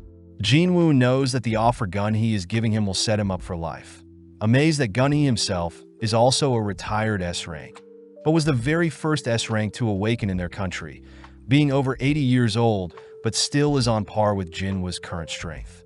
Taking a deep breath, Jinwoo refuses Gunny's offer, confusing Gunny as he wonders if Jinwoo wants more money. Jinwoo declares that he belongs in the dungeon, surprising Gunny as he knows Jinwoo isn't lying, suddenly feeling inspired to fight alongside Jinwoo if it weren't for his old body. With Jinwoo taking his leave, Gunny utters that an S-rank healer couldn't even heal his declining body, asking Jinchul to clear up his schedule as he wants to treasure the moment a little longer. The next day, we follow Dong-soo, who has finally awoken, demanding to know why the deputy chief is here. The deputy asks if Dong-soo considers Il-hwan a monster, something Dong-soo doesn't deny, prompting the deputy to leave, uttering that they're trying to track Il-hwan down. Now left alone, Dong-soo is reminded of Il-hwan's threat to never touch Jinwoo or his family, pissing Dong-soo off as he declares he'll get his revenge as long as he has an artifact. Apparently, artifacts are items that can't be conventionally crafted and can only be found in dungeons or online through auctions. At the same time, Jinwoo gets stressed seeing the absurd pricing of online auctions, stating that he needs the best gear before he takes on the remainder of the Demon Castle, wondering if he should sell his Sphere of Avarice. Jinwoo does note how most artifacts give a 20 to 30% increase, whereas the Sphere of Avarice doubles, a massive increase that will surely sell for a high price. Jinwoo knows that his past dungeon records would draw suspicion as to how an E-rank like him acquired such a valuable item, searching online only to see the Hunters Guild are recruiting minors. Cutting over to Jinchul, he shows off Jinwoo's profile for the past 4 years, impressing Gunny as Jinwoo has been providing for his family all whilst forced to endure the hardships of being an E-rank hunter. Jinchul adds that Jinwoo had recently joined the Hunters Guild, upsetting Gunny as he thought more highly of Jinwoo, but is surprised Jinwoo joined as a minor. Having arrived on site, Jinwoo is given the rundown by the mining team's boss, asking Jinwoo to relax as it's still his first day. Jinwoo knows that higher-tier dungeon raids consist of an initial strike team and a mining team, with the miners solely specializing on retrieving the dungeon's mana crystals. Peeking inside the dungeon, we see Choi and his strike team encountering strange monsters, forcing Choi to take center stage as he unleashes a devastating beam of fire. As Choi's fire weaves throughout the dungeon, it suddenly returns towards Choi, prompting his team's tanks to block the incoming fire. Seeing no use for the burn-up monster corpses, Choi and his party leave the dungeon for now, leaving the boss alive to keep the dungeon open for the miners. Jinwoo is amazed that Choi's strike team easily worked their way through an A-rank dungeon without casualties, suddenly spotting the vice captain beside Choi, Cha-hae the dancer. With Jinwoo assessing Cha's aura, Cha suddenly turns in Jinwoo's direction, having detected the presence of someone as powerful as Gunhee, but fails to identify who it was. As Jinwoo and the miners begin their work extracting and retrieving the dungeon's resources, Jinwoo gets curious as to what an A-rank dungeon boss looks like, sensing the boss's aura to be stronger than Vulcan and Métis from the Demon Castle. Seeing as this will be his first time facing off against an A-rank boss, Jinwoo gets annoyed hearing others gossiping about his E-rank. Nonetheless, Jinwoo decides to blend in for now, glaring at another worker when they try to boss him around. Working hard, Jinwoo terrifies other miners, all grateful that a hard-working man like Jinwoo is with them, all deciding to go on their lunch break whilst Jinwoo remains behind. Now alone, Jinwoo sprints towards the boss's location, encountering a set of gates that teases Jinwoo, eager to try out his new strength on the boss. As Jinwoo equips his daggers, Jinwoo suddenly hears Cha call out to him, demanding to know what Jinwoo is doing.